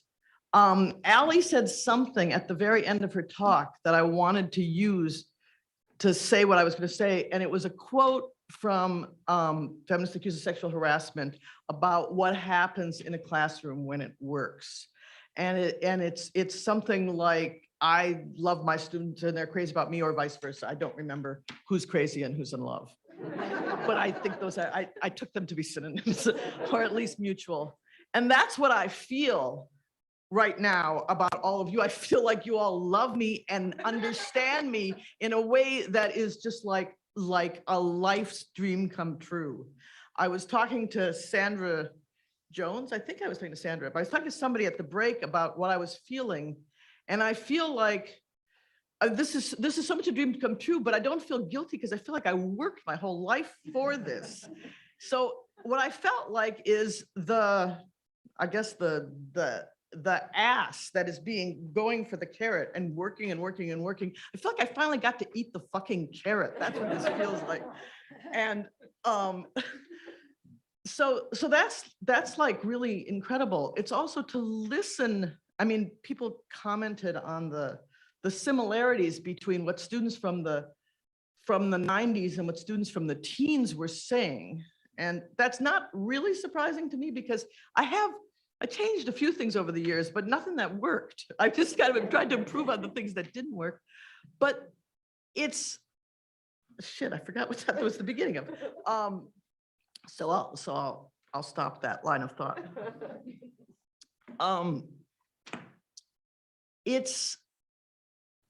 This has been the thing that has been most valuable to me at UWM. My ability to work with wonderful doctoral students. The classes have been great, but not always great. Most graduate classes had a few students who really liked working with me and a number who didn't. And I liked the ones who liked working with me. Like, and those tended to be the ones who decided to work with me. So, but there was something about like all of you who have been, whose dissertation I directed, and the vast majority of people whose dissertation I directed in my life are sitting in this room right now, which is kind of incredible. And that was a relationship. Now, there are people whose dissertations I directed who didn't finish, and those were complicated and painful relationships. But all the people who finished, which is, and most all of you are here, it was such a meaningful, pleasurable, fascinating, engaging relationship. I think some of you were talking about that. Christie, Launius was talking about it, but what those exchanges were like, to be in there in this process. I mean, it's really hard to write a dissertation, as anyone who's ever written one knows. And to be access to this place where somebody is doing something really hard that they really care about, and you can interact with that, is so moving and exciting. And it's the part of my pedagogical job, and that has been for me just the most interesting and gratifying. And it is such a powerful contact with another person. So I kind of want to say that. And I think that was why my idea of what I wanted to celebrate the end of my time here was to bring people who had been in that relationship and who I'm also proud of, who are all like brilliant and funny and, you know, so interesting. And also to show you off to people who are here, people who don't know you, to each other, because you don't know each other, right? Because I'm also proud of you. So it's like, you know, I'm showing you off because this also feels like my accomplishment, which is I got to work with these cool people and look at how cool they are. I guess another thing, and I don't know, I don't know if I should go here, not go here, but of course I'll go here because everyone knows I don't know how to not go there, wherever there is. Christie's feeling bad for Ruby, no.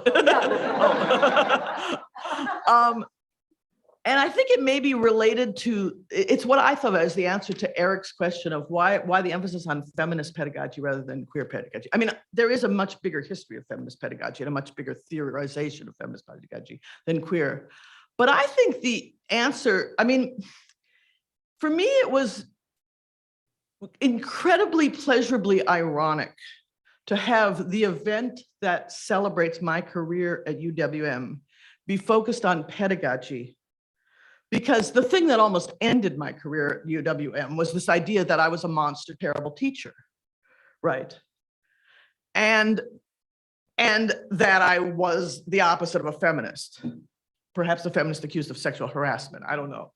So I think that there was something about, I had not thought I want this event to be on pedagogy. I just wanted my students to come back and, you know, say interesting things. They could talk about their work. I didn't know, because I felt like that was a way for me to sum up my 32-year career at UWM, because like, it's not about my writing, which predates my career at UWM. This is actually my third job, right? But it's that, but there's something about, you know, a kind of celebration of me as a good teacher and a feminist teacher that means so much given the history of what happened in the 90s, which everybody who was here in the 90s remembers, and people who weren't here in the 90s may not have such a strong sense of. So I think maybe that's why feminist becomes important and resonant, is that it's actually responding in a discourse. That's all I can think of saying. So maybe I'll stop. I don't know, unless you have questions for me. But thank you all for coming. It's just, I'm just thrilled to see each and every one of you. Yeah, Catherine. Good question. Okay. I so appreciated your last book where you're querying aging and disability and thinking about retirement as perhaps the most boring of, you know, temporal normative temporalities. How might you, have you thought about what's next? I know I asked you on the break if you'll continue writing, and you said you'd consider writing articles, but have you thought about how you might queer retirement? It's a nice idea. No, I don't have any retirement plans. Unlike a friend of mine who decided to move to Santa Fe. That's a classic retirement plan. I don't know. I felt like it didn't make sense for me to teach here anymore, and that I wanted to be removed from some of the stress of the institution. I certainly don't plan to give up writing, because as hard as I find writing, it's also the thing that makes me feel most good about myself when I manage to do it. And so I feel like I need that. I don't see myself, as I said to you, Catherine, I don't see myself writing another book, because books are really high stress and they're huge commitments of time. So I see myself writing essays. But besides for that, no, my main, I think people have retirement dreams, and they're move somewhere, travel, whatever. I only ever had one, which was this event here. I retired so this event could happen. That's why. So I have no idea what I'm gonna do tomorrow.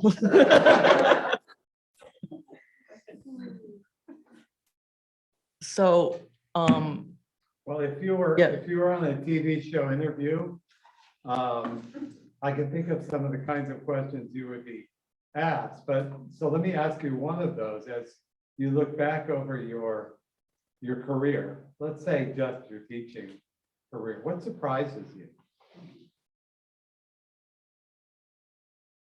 Two things in their relation to each other. One is how incredibly consistent I was over all the years. And the other is how I improved. I mean, I feel like I'm a much better teacher than I was in the 90s. There were a lot of things that I had to figure out, right? So that weird thing of no change and change going on at the same time. I think that when in the 90s, when I was new to UWM, I wasn't new to teaching, but I was still pretty young. I knew that I wanted to insist on my authority, as people talked about, and say, well, you need to do this. But I felt complicated about that. And so I was more likely to slightly act out or blurt or, about that. Whereas I think that I just became, and part of it may be the effect of an enormous amount of decades of experience of teaching and aging.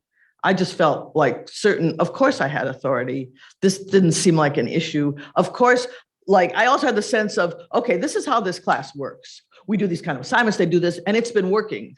So I'm going to keep doing it. And I have I don't have to justify it to anybody, not even to myself. And I think that really changed, right? The absolute comfort, and again, right now I'm only teaching undergraduate class. So this is my my actual experience. I'm teaching the class that you put up there. And but it's a class I've been teaching for years. And it's a class in which they have to do close reading and they don't want to do close reading, et cetera. And it's just I think when I first started that, I felt that a little complicated, that I had to assign them to do things a certain way. It's the way I wanted them to do. And now it's just you're going to learn this. It's something you don't do in other classes. A lot of you are going to find it valuable. You'll all learn how to do it. And we're doing this so that you can learn this. And it's just whereas I couldn't talk like that in the 90s. So I think that although I had a sense that I knew what I wanted to do and it was right, I still felt a lot of anxiety about that authority. Yeah, Richard. So Jane, I'm interested in the fact that you really wanted this event to be about your students and about your teaching, but you also really wanted it to be sponsored by the center. So I wonder if you might talk about that relationship and the pedagogical relationship in your 32 years between working with students, and they've all talked here about the classroom, but about how you think the center and your time in the center really that's a really good question, because it's true. I wanted to be about my students and I wanted to be a C21 event, as Richard knows everything about what I wanted because I told him. And then he told you, which I didn't know was going to happen, but that's fine. So I don't have a direct answer, but I have some thoughts. First of all, it may make more sense for all the people like through Shawna, which is that most of the people here were students in modern studies. And modern studies was the pedagogical outgrowth of the Center for 20th Century Studies. So it was about that. And so particularly in this teaching I started doing in the 90s, all the students were going to everything at the center, and I was going to everything at the center. So that was so much part of what the program was. Obviously, it's not true anymore. It stopped. You were here when it stopped. And so I think that's part of it. But the other thing is, my home at UWM was always the center, what I called the center, because that's what it was called when I came here, and not the English department. I was always really ambivalent about the English department. I never felt, when Greg was the chair and I was associate chair, it finally felt like it was my department, but that was really late in the time when I was here, as you all know. And it was weird. It was weird because I had always felt like a complete outsider to the English department. Whereas the place that felt like home to me, where I felt like the values I believed in were reinforced and formed, was always that. And so I think, I'm not sure it's because of the relation between C21 and pedagogy, or it's about that's the other thing that always mattered to me at UWM. Because I mean, again, my writing is not about UWM. I had it before I was here. Hopefully I'll have it after I was here. It's about like, what does UWM mean to me? It means two things. It means my graduate students, and it means the center. Kenan, you had your hand up.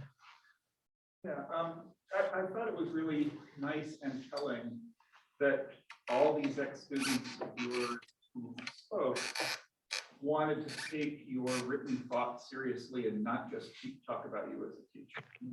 And I noticed a kind of gravitational pull around certain writings of yours. I'd like to know when the Jane Gallop reader comes out.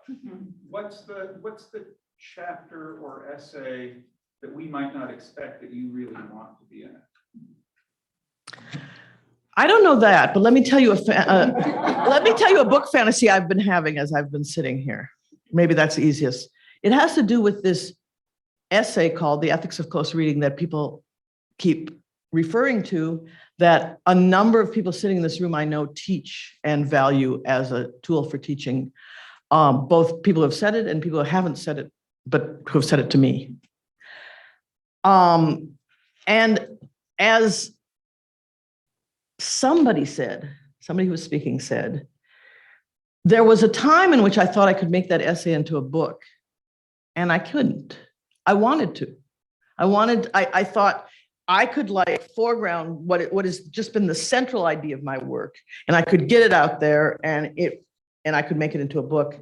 And I tried to make it a book, and instead it turned into The Deaths of the Authors, which is a different book, because I couldn't figure out how to write a book about close reading that did close reading. The Ethics of Close Reading has no close reading in it. So it was that contradiction that made my eyes go in circles, right? So because how could I write a book that was a manifesto for close reading, which I thought about it, that didn't do close reading? That just seemed ridiculous. But how could I write a manifesto that did close reading? Because I'd have to find surprising things, and manifestos can't do that. So the book was impossible.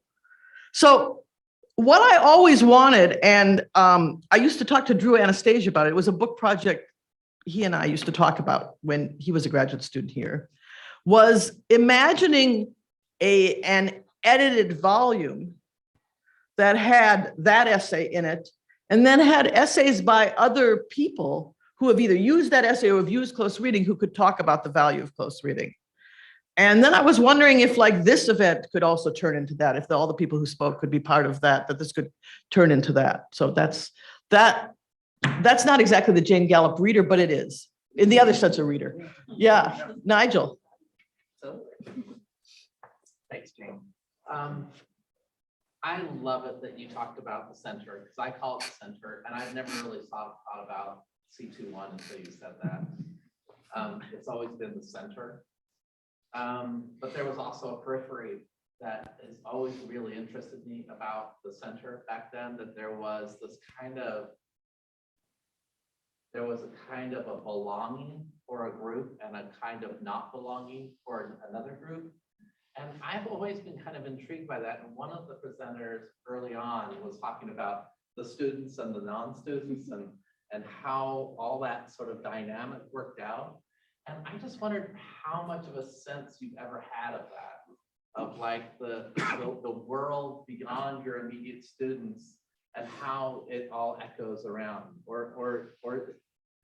and the center, right? Because that was like always the critique in a way of the center in those years, was that it was, you know, somehow a bit too cozy of a group. And I don't know if you feel that way about it or not. And I'm not trying to bring it down here. I'm just kind of wondering about it. Well, I certainly don't feel that way. How could I possibly feel? I mean, the center for me was my intellectual home. I've only ever had two intellectual homes. One was graduate school, the Cornell Romance Studies Department, which formed me intellectually. And then the center, what I call the center, which also formed me intellectually, continually. And you know, as I said, I think at the 50th anniversary, I feel like I owe my entire career and as well as my personal life to the center. And you know, so it was just right for me because it embodied my values, which is, you know, like really like rigorous intellectual work, interdisciplinarity, cutting edge stuff, etc. So I was, you know, it was the place for that. There are not a lot of places for that. So I was, you know, that was what was valued. I would have never come to UWM if it weren't for the center. I would have never come to the English department here. I came to the center. I was a fellow twice before I finally got a faculty job here.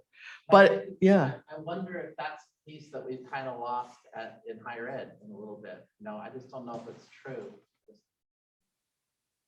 I don't know if I feel that sense of home, and I don't know whether it's been damaged even more by COVID or whether, you know, we talk about the great disaffection or the great whatever, fill in the blank these days, and I miss it.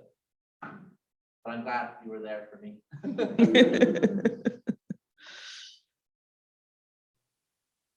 That was charming, Nigel. Way to go. Christie. I can't handle November. Yeah. Fix it, Christie. Okay. One of the most exciting things for many, many years at the center, and was the, along with you, Jane, was right in there with you, was that the grad students were, because they were in a course, required to attend center events, and therefore, and they were the ones that had all the interesting questions. The majority, I mean, you just remember it was just such a lively, engaged intellectual place, and the students were really learning their confidence and intimidating me. And I think that's, you know, if that has gone away, if it should be brought back. I think it's, you know, just that kind of, you know, professors of, I mean, hearing somebody really interesting talk or show artwork and then engaging with it, everybody together, teachers. Well, I feel like I don't want to really talk about the center in this moment, not because I'm not interested. No. And no, for a very important reason. So you know, Richard Grusin came in 2010 and he gave new energy to the center, and which was that now C21, and there were like some wonderful conferences. Kennan came, and there was also some wonderful events. We have a new director who, although she started last summer, she didn't even start programming until 3 months ago, and we've still been in the middle of COVID. So I feel like, Nigel, I don't feel like I can talk about what the center is in this moment until we see what Anne is going to do. Yeah, and I would just say, in that respect, it feels like a whole thing, like a shift that's kind of amazing, and you know, I'm really excited, Anne, and it is a different direction, and it is much more sort of pointed out into the community and into different kinds of conversations, and I think it's fantastic. But yeah, I'm not trying to feel nostalgic about the past. I'm just kind of noting it. Well, see, I am feeling nostalgic about the past, and I don't want you to take that away from me. I mean, for me, this event has been about the last 32 years. Yeah. Right. And so, it's not been focused on the future. I'm not talking about what I'm going to teach next year or my next graduate students. I'm not there. I probably will never be there again. But I also want to say that, and this goes back to Richard's question, which is that I really had two ideas, this double focus. My graduate students and C21. And I can't tell you, this was Anne's idea, but the idea that there is going to be a room named after me up at C21 is just the most wonderful thing. It just makes me so happy.